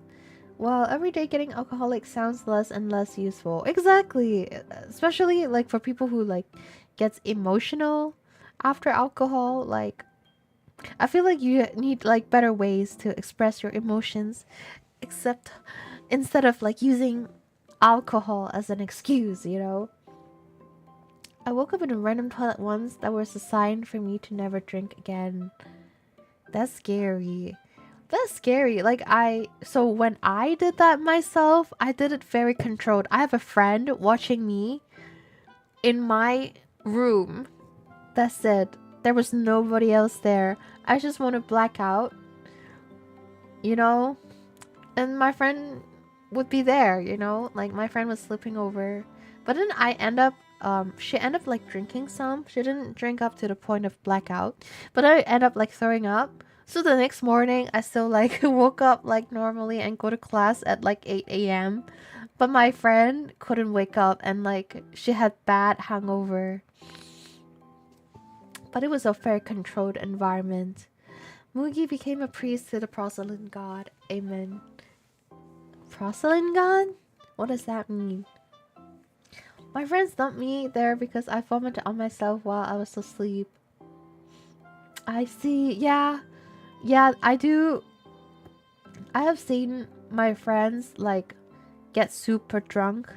So our all our like I guess first intentions as the sober friend, we try to bring them to the toilet so that they can throw up there instead of like everywhere. Toilet Taiga. Why?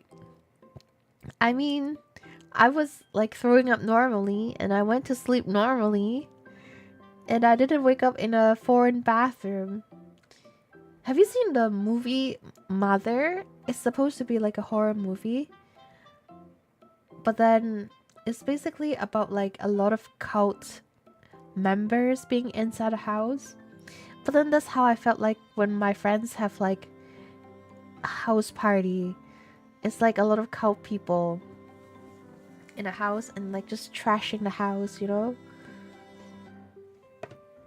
Oh, porcelain toilet. I see, I see. That's a god, porcelain god. You know, like there's a belief in Japan that there's a god in a toilet. So if you keep the toilet clean, you'll be happy and good looking, I think. And you'll have blessings from them. I see. So porcelain. Toilet is porcelain. I see, I see. But yeah. That's my story of matchmaking events. I feel like I don't know. I don't feel like I fight with normie culture, guys. Oh, also I was like talking about I was sharing my stories to my friends. And then one friend was like, "Oh, are you looking for someone?" And then he's like, "Oh, immediately like, oh, I know a guy who's like this and this and this. Like, are you interested?" And then I feel like uncomfortable that he assumed that of me, you know? Like I was just there to watch, like to participate in a fun event. But then he just assumed that I was looking. But that's like a reminder of normie culture. Like they think that you need a partner. Like they think that you must be looking.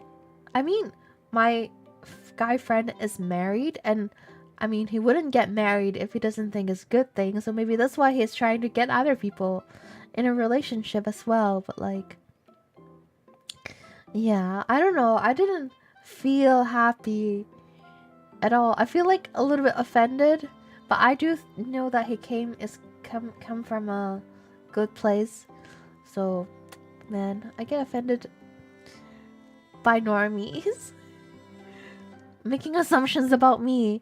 I guess. Oh yeah, that's why I told like Alan too, like which is Haru's friend. I'm like, I think I don't want to be pitched because we're just like, oh, let's go pitch each other so that we can get like the food vouchers and stuff. But I'm like, I don't want to be pitched because I don't want normies to make assumptions about me. I think that's one of the things that I hate the most. People making assumptions about me, you know, without like getting to know me first. I mean, like, I think it's fair.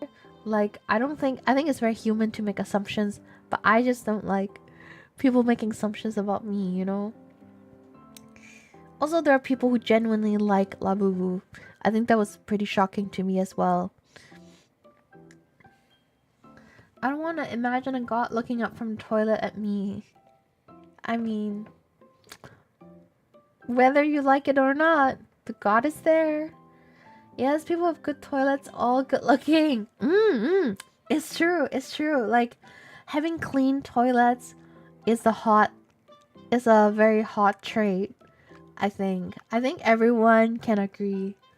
Like, imagine you visit someone's house and they have like a dirty toilet with a picture of like with a framed picture of Hisoka looking straight into your eyes. I don't think you trust that one. You're on a dating event when he said that, right? Well, I was sharing about like, oh hello, Huguru YC. Yes, I'm on Twitch. Welcome to my YouTube stream. Huguru, wow. Sorry, I didn't see it from the multi-chat. But welcome to people on my YouTube side. Let me make sure I see the comments from YouTube sides as well. Okay. Well, yeah. Like it was like I was just saying that I went to this like restaurant and there was this event and he was just watching like after the facts, you know? And I don't know, like don't make that assumption about me. Like people can go to a matchmaking event because they're fucking nosy, you know? There are lol. My only exposure to Labubus is from VTubers. So I understand why people want VTuber. Like, you know, it's like a trendy thing and you kind of want the blind box, you know? You kind of want the rare Labubu, you know? But people who are genuinely like attracted, you know, they think it's actually cute and I mean, like collecting Lovabos is also like a thing. I mean, but you know, that's like collecting blind box. But liking it so much that it becomes part of your like traits on the presentation, you know? That I don't understand. Like, I don't know, like. But I mean, again, I also don't understand people who like French bulldogs, you know? So there must be a reason, and I don't judge them, but Labubu seems like too trendy a thing for people to genuinely like it, you know? It's like liking Spy Family. I feel like it's a, you know, you can enjoy it. It's like liking SpongeBob. You can enjoy it, but making that your personality is another thing. Like, what attracts you so much about SpongeBob, about Spy Family, you know? So, I mean, I think those are a little bit better than Labubus, but I mean, like, to each their own. Labubu might be cute to some people. Ever since I decided to close myself from the people around me, I feel so free. We build our own world without anyone else. We choose who goes in and out. Yeah, like, protect yourself. Put yourself first and foremost, I guess. As long as you're happy about it. I guess that's kind of arrogant, but it's also weird to live like you're someone when you have someone on your side.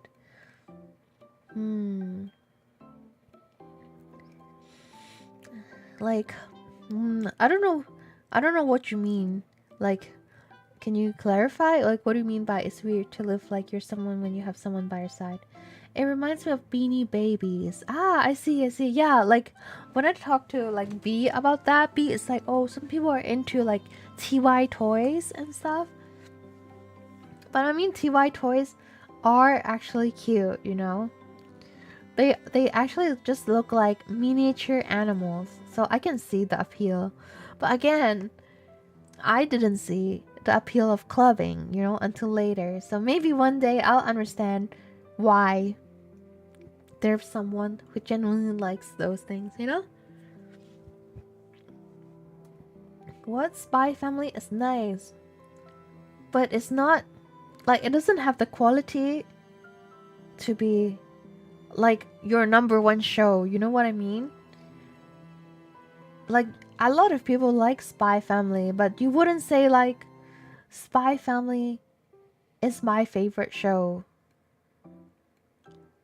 That's what I think. It's like what other show is like that? It's like SpongeBob. Like SpongeBob is my favorite show. You know? People would say that, oh, it's my favorite show from the childhood. But it wouldn't be like, oh, I love SpongeBob so much. I buy merch of SpongeBob, you know? I think about SpongeBob. I make like video edits of SpongeBob. No one do that. Well, I don't know them. They're absolutely out there because I'm pretty sure you can find them on YouTube. They're cute though, for real. Labubu's? It's like every decade something funny looking collectible becomes all the rage. Nah, Taiga clothing gets boring as you get older. Are you good? Not long ago, it was the Stanley water cups too. But nobody makes Stanley water cups their favorite thing, you know? I mean, I can understand that it's trendy and it's kind of like a cool thing to have. But it's not like, oh, you know, it's not like, oh, when your friend pitch you on a matchmaking event, you're like, this guy loves Labubu. He has a lot of Labubus, you know? You don't like Anya. To be very honest, I don't like Anya. I also don't like Anya's mom. What's her name again? Yoru? Yor? I don't like them. SpongeBob family, Spy Family is the SpongeBob of anime. I think so. It's true. I think this is not my first time saying that. Like in those matchmaking, some people are desperate to find someone like that would be the solution for the solitude or libido of financial life. Like they only progress when they have a fixed person to hit DMs for a date. Ah, I see what you mean. Like those people feel like they need someone else to make them a complete person. Kinda? A lot of people make edits of SpongeBob at least to make memes. Yeah. I mean, maybe it's like how I like Shrek. Like Shrek is my favorite like animated movie, but I wouldn't make that my personality, you know? Like I wouldn't recommend that to people. Like I wouldn't genuinely think that everyone would like Shrek the way I like Shrek, you know? Some probably do, could swear there were some SpongeBob YouTube poops back there in the day. Fair? I think there's all sorts of people in this world. Well, someone is making SpongeBob shorts on YT because people are watching them. Your. I actually like Spy Family, but it's funny how quickly the characters turn one note. One note? What do you mean by one note? But yes, I think a Spy Family is enjoyable, but I wouldn't recommend, like, I would recommend it to a casual anime fan, like, who doesn't know much, you know? I think it's like a very mild show that doesn't have strong personality. So I wouldn't think that that would be a personality. Like, I think I can totally see people saying, oh, One Piece is my life, you know? One Piece can be something that you identify with. And like, but not like, I don't know. I don't know if I can name another like show like that. I'm pretty sure there is. But yeah. One Note or One Piece? One Piece is good, but whoo, so many episodes. Yeah, there was like a video I saw, someone like a shorts I saw, someone was like, oh, One Piece is so good, I wish I can lose my memory so that I can rewatch it for the first time again. And then that person actually forgot, and then he's like, well, there's too many episodes, I'm not gonna watch this. I get what you mean by not making a fandom your whole personality, but unfortunately some people do exactly that with like with Spy Family. I think it's fine if you really like Haikyuu and you make Haikyuu your personality. You know what I mean? Because Haikyuu is that good. But I think Spy Family is like the rom-com equivalent. You know, there could be very good rom-com, like sitcom, but like, you know, I don't know how to explain that. It's like a labu. Is it actually that good? Or was it made better? Like the value comes from like just a lot of people liking it for no reason. People who show whole walls of standing cups in limited edition colors. I see. Normies are weird. Some people hoard Funko Pops. Okay, I think Funko Pops is also collectible. Like, I see the collection aspect of it. I also think if you collect one of each of Labubu, I can also see that. But I can't see it as like someone saying, oh, I genuinely think Labubu is the cutest thing. You know, the apple of my eye, you know? Some people rage on the internet when someone disrespects their favorite anime character, and that's fine. That's fine. That's fine. I think that's totally fine. I don't think there's anything like that is like what I'm talking about. I feel like I'm talking about more about, it's like liking, I'm trying to think about like a food similarity. It's like liking rice. Everybody like rice. There are some people who don't like rice, but like you wouldn't be like, oh, I love rice. Like you can say that, but like, I don't know, man. I don't know. Maybe rice is not a good example.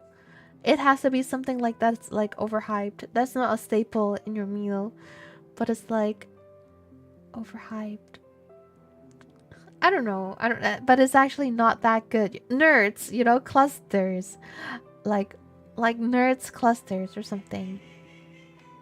My duck is laughing at nerd cluster. Read the manga. It's not that long.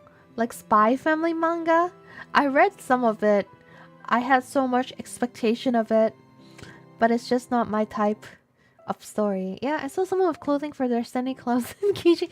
Okay, clothing is beyond my imagination, but I guess so. I guess, you know, I don't think those people are I think I'm more normie than those people. I feel like, but I do think that it's not a similar thing. I don't know, man. I guess it can be like, oh, I love Stanley cups. I have like a collection of Stanley cups, and then I put clothes on them, and I put keychains of Stanley cups on my Stanley cup. I guess I can see people doing that. It's like people liking Coca-Cola. Me, when I see the Kamen Rider fandom dissing the Reiwa because they think they're cool. You're saying it's a trend without any staying power? Yeah, it doesn't have the quality of being eternal. It doesn't have, it's like a trend. It's not timeless. That's what I mean. Haikyuu might be my most rewatched anime. I think I've watched it like 6+ times at least. Yeah, I think that's valid. Because Haikyuu is timeless. Because it talks about like humans, like real humans, and human traits would never cease to exist, right? That's why I always say fandom is the root of evil. I mean, I guess so. Oh yeah, I guess your Spy Family doesn't really drive that kind of hardcore fandom. What I see is just people finding it cute. Exactly, exactly. Like, I don't see Labubu having a hardcore fandom. That's what I mean. It's light and disposable. Yeah, One Piece manga. I see. Ah, One Piece manga. Okay. I have faith in One Piece, and I do think One Piece has to be good. And I've seen some of One Piece. I just haven't finished it. I think that remains to be seen. Yeah, so it doesn't have the hardcore fandom. That's what I mean.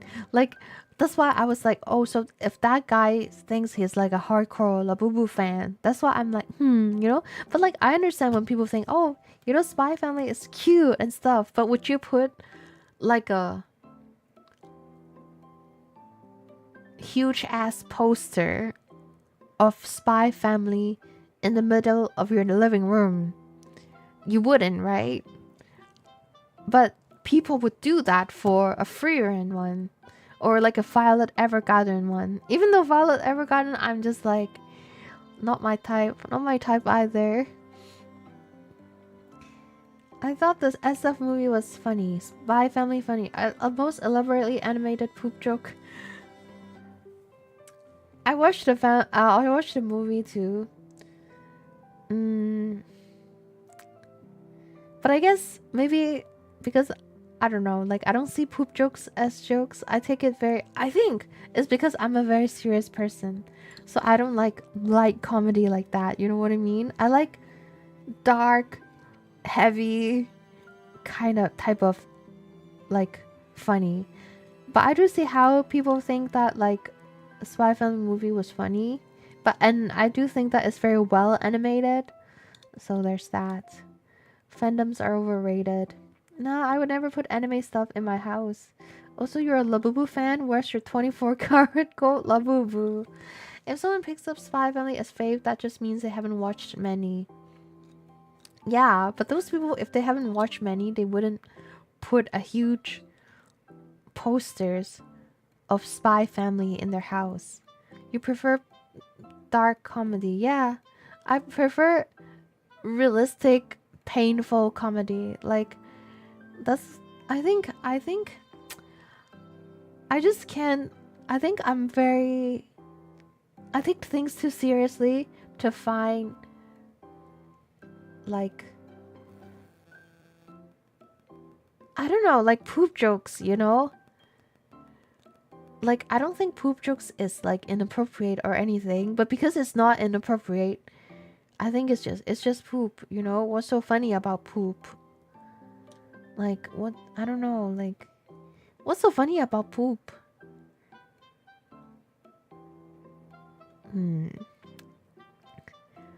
Like I don't know. I feel like that's why I think it's hard for me to find something funny. Like dick jokes in Gintama. I'm like, you know how like the scene where like Ginsang is using like the shogun as like a snowboard, and he slides him like down a ski mountain, and when he wants to break, he uses his dick in the snow to break. And I'm like, I don't know, like I think that hurts.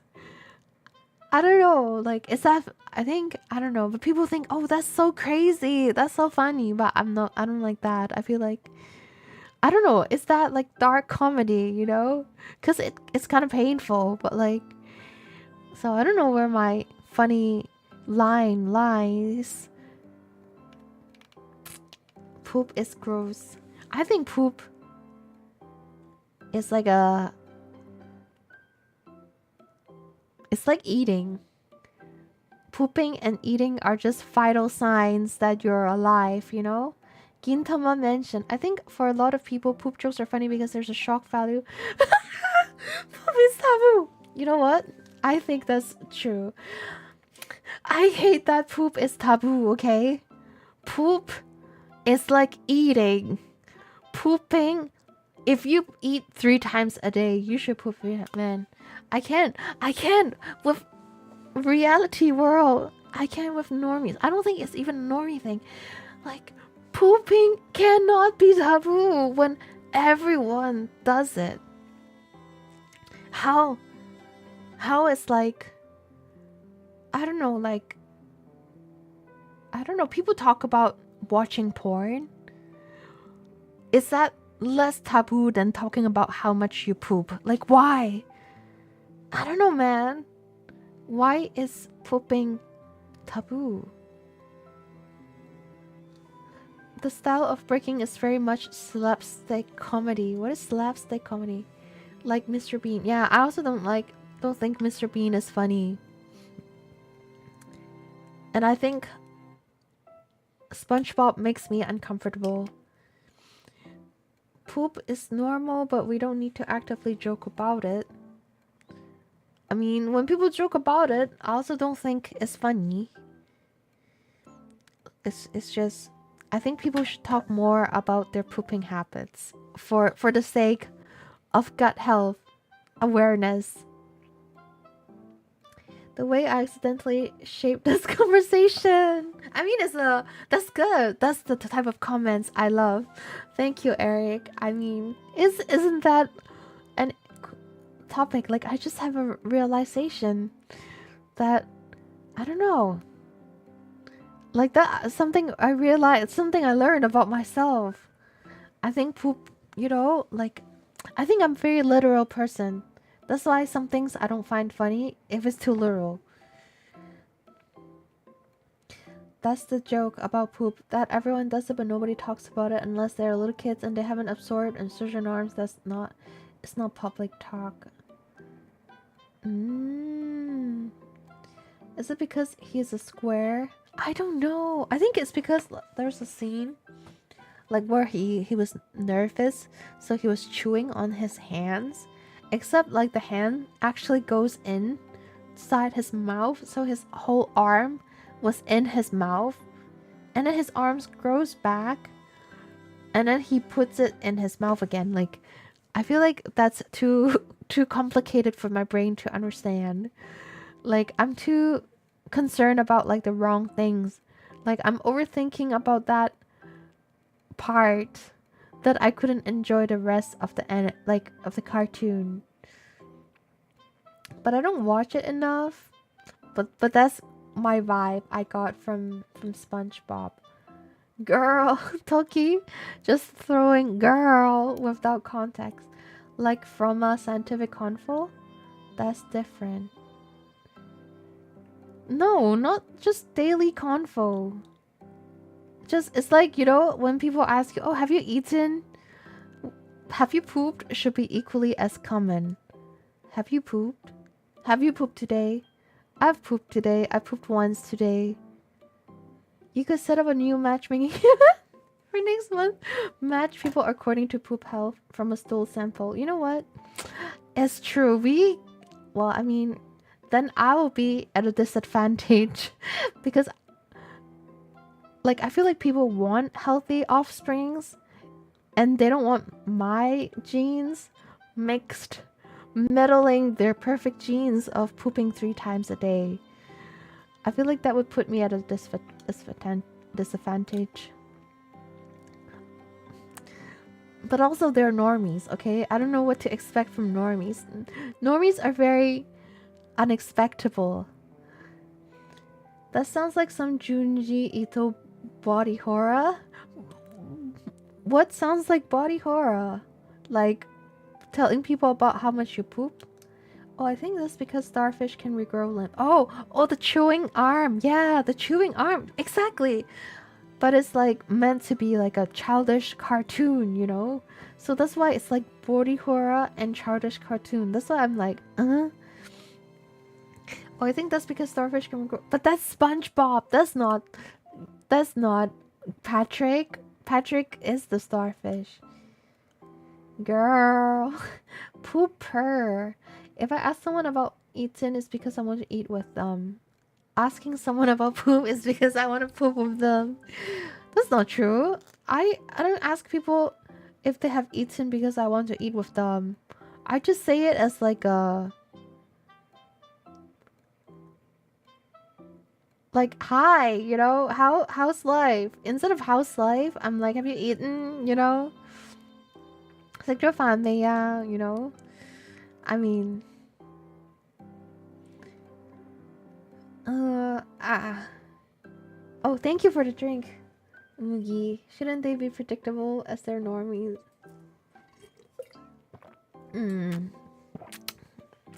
I can't predict normies.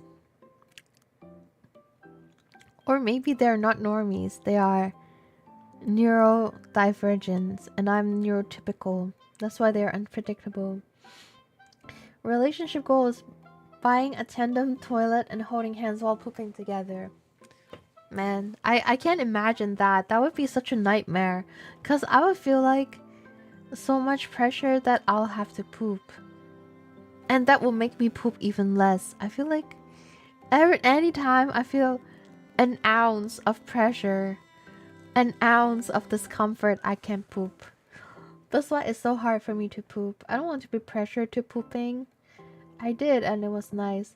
I've only peed together with people, sitting next to a person while peeing, but I've never pooped sitting next to a person.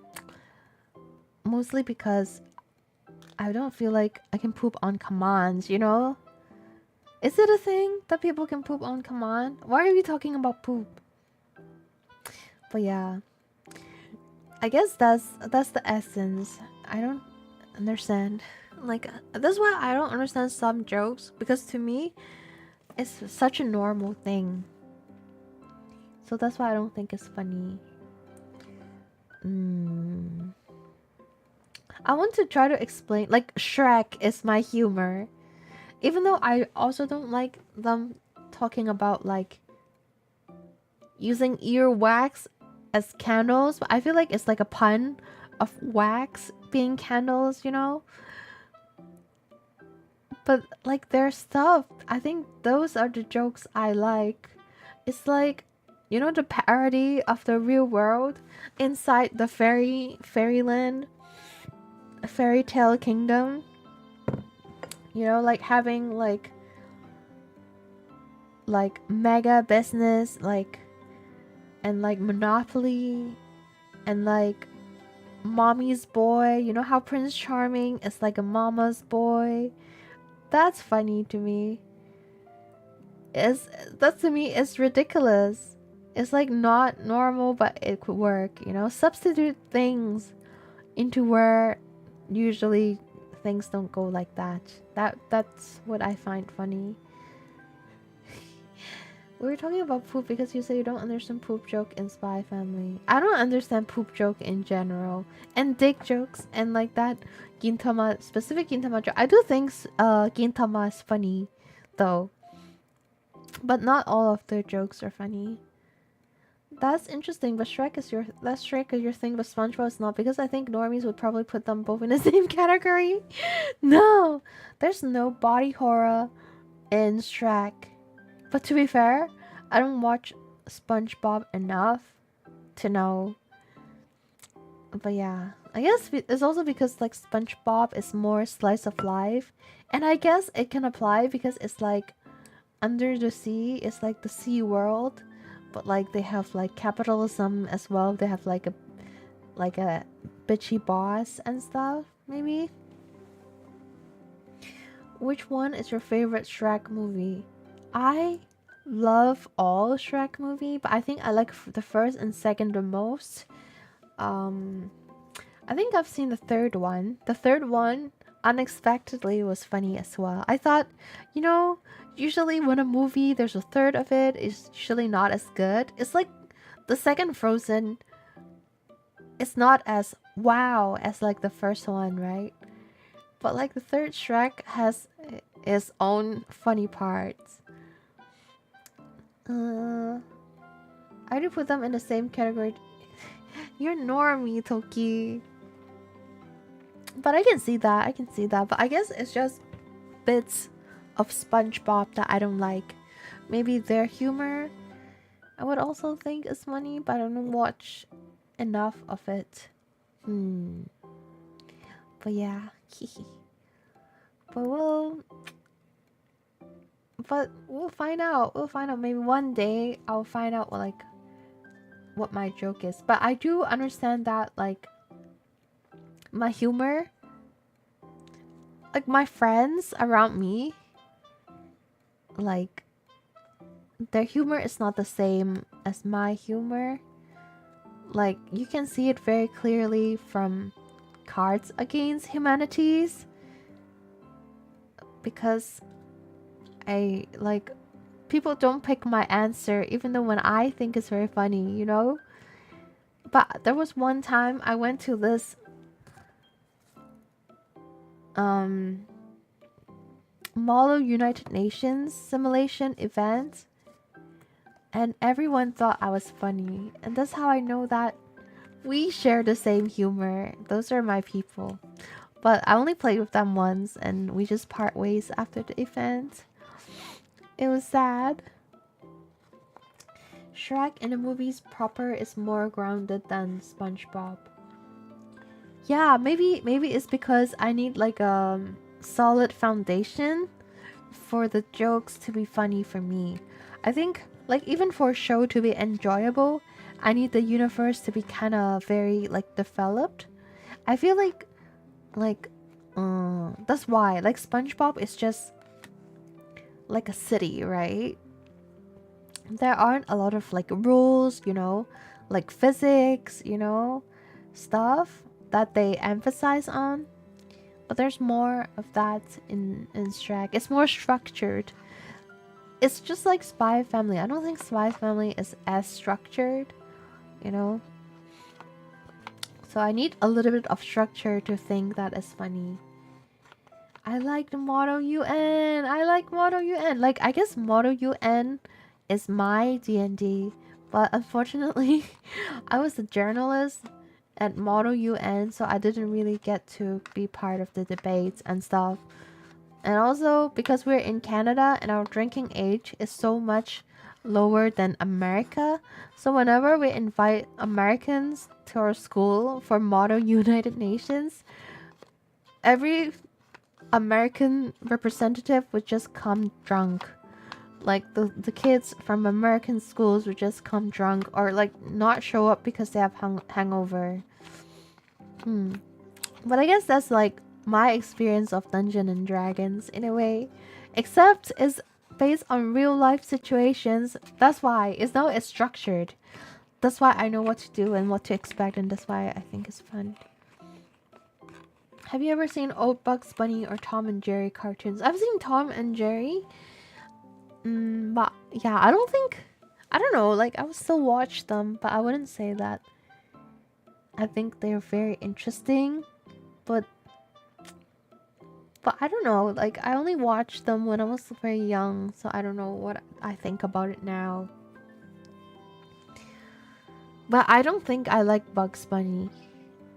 Like I don't like old Bugs Bunny, but I do like, I think, I don't know, like I don't remember hating Tom and Jerry. That's what I can say.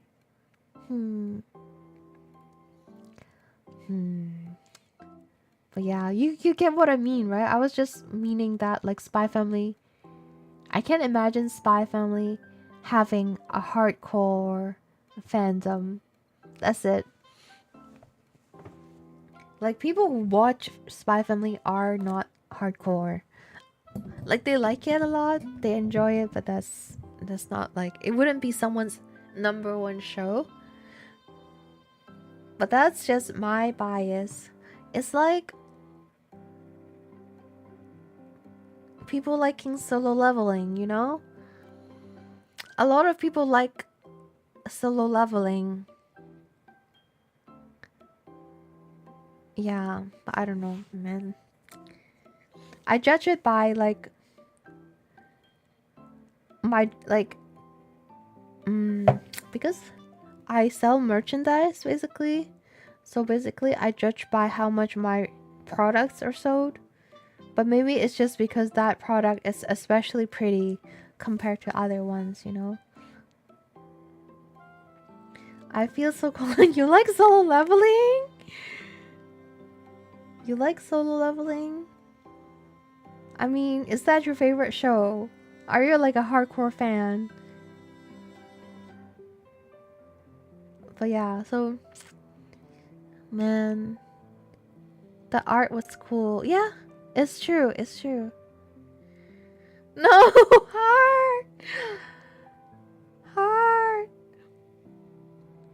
Okay, I accidentally AOE'd a lot of solo leveling people.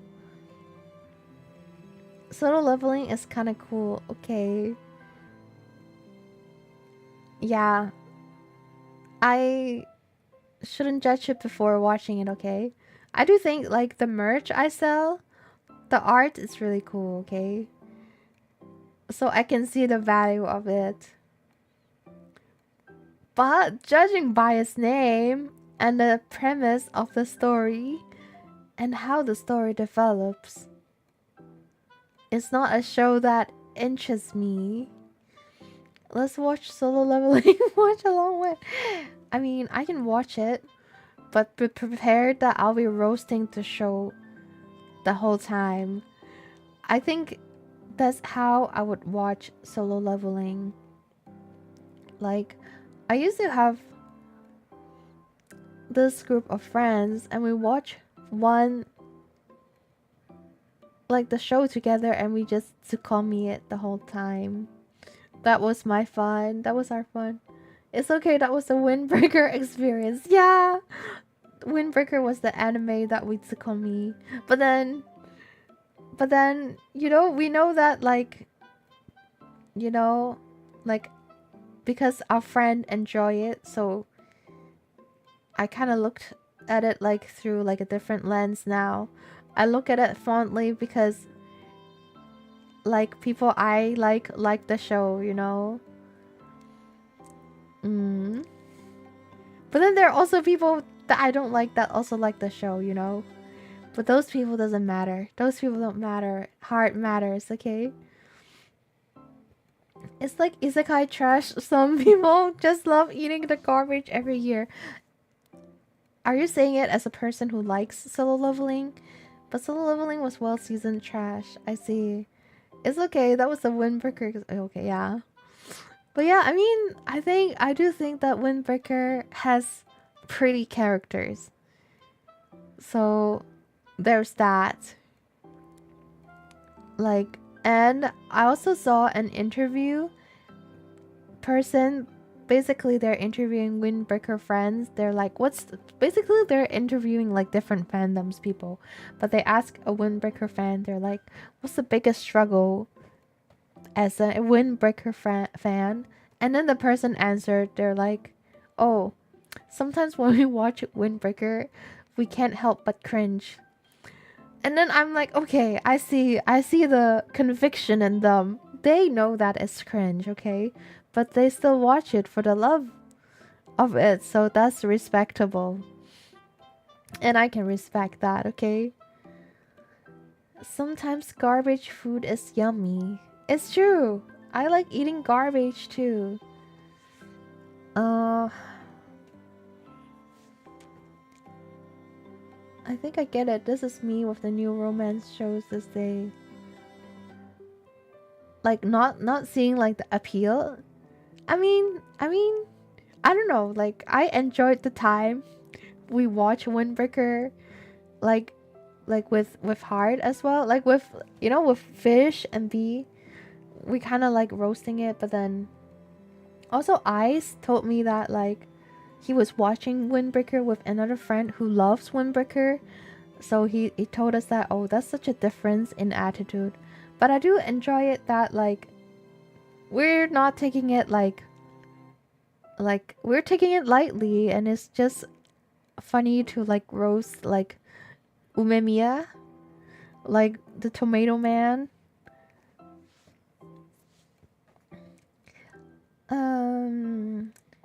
new anime seasons be like ding ding ding time to eat.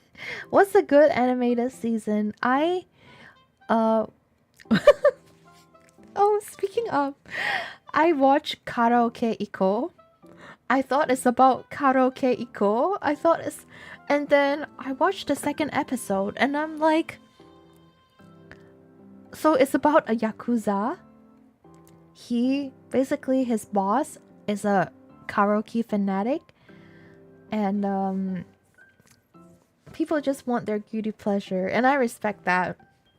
And it's about a yakuza, and the yakuza boss likes hosting karaoke competitions, and whomever lose, they get punished. And the punishment was the boss himself would give you a tattoo, right?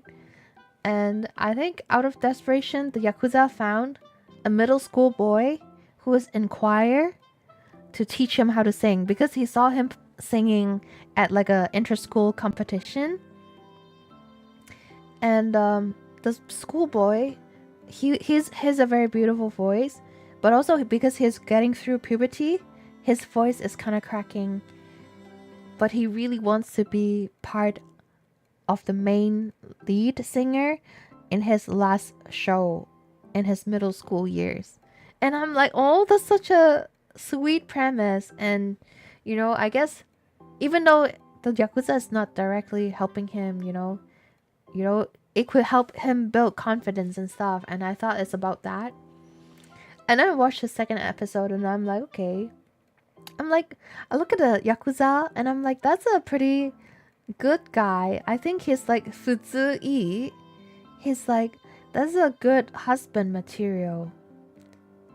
And then it clicked me. I'm like, that's kind of weird. Like, why would a show try to make us feel that way about like a yakuza guy, right? And I'm like, that's sus. And then I read online that apparently it's BL and it's age gap BL and it's basically illegal BL. And I was appalled. I was like, that's crazy. And I'm like, what? How? So, well, I stopped watching it.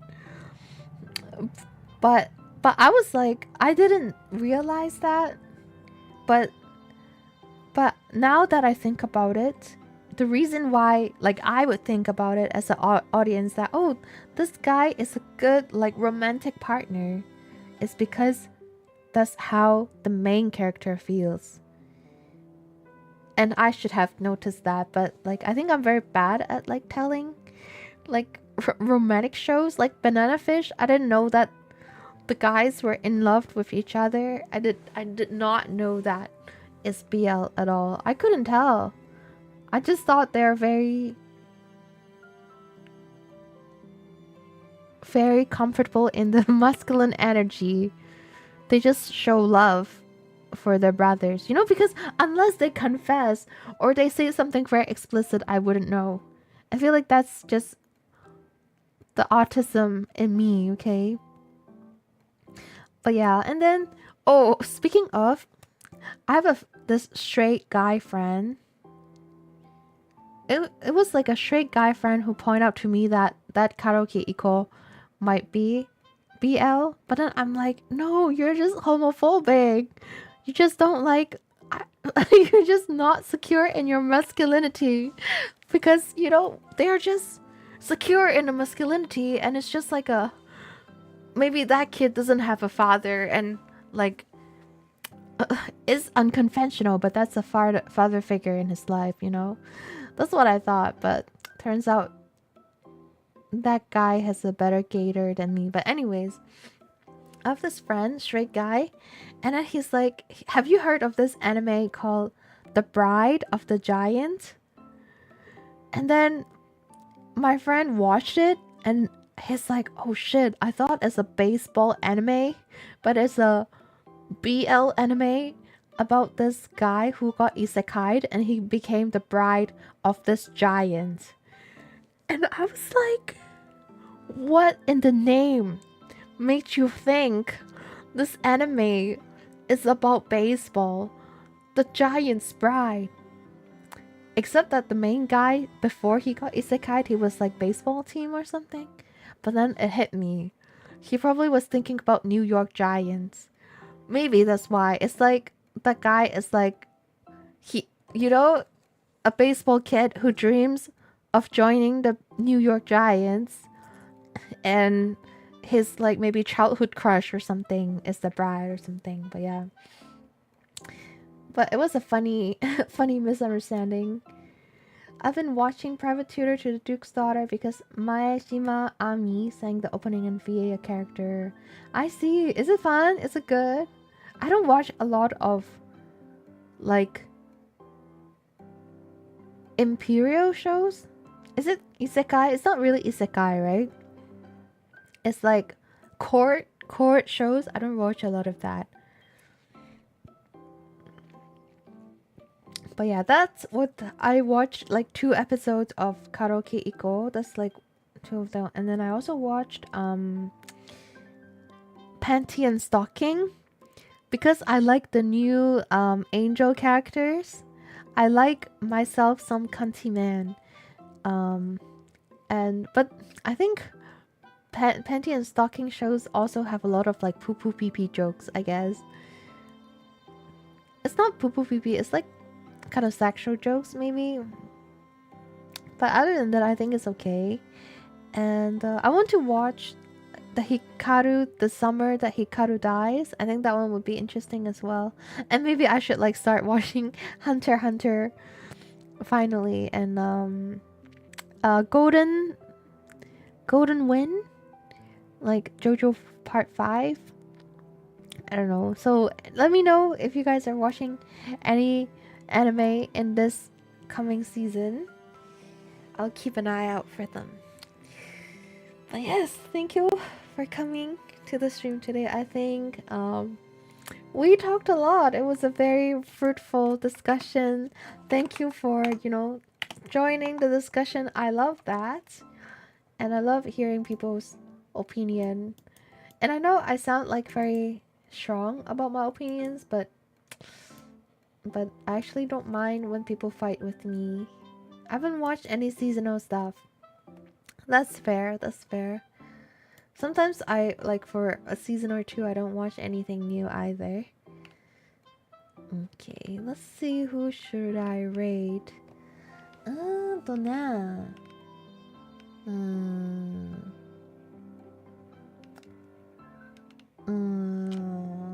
Let's rate...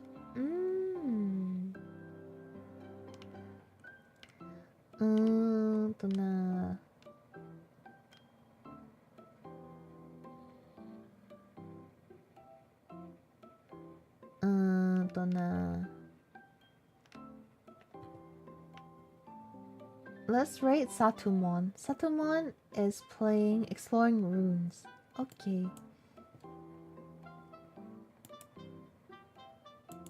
Okay. Oh. I'll see you guys soon then. Okay, it was so fun. I feel like I enjoy just chatting. Do you guys enjoy just chatting more? If you guys like my content, please leave a follow. If you want, you can also subscribe. And I'll see you guys soon. I will make the new schedule today. Hitting on closing is kind of brutal, Twitch. No! But yeah. Konnichiwa. Konnichiwa. Okay. We're going to end the stream soon though.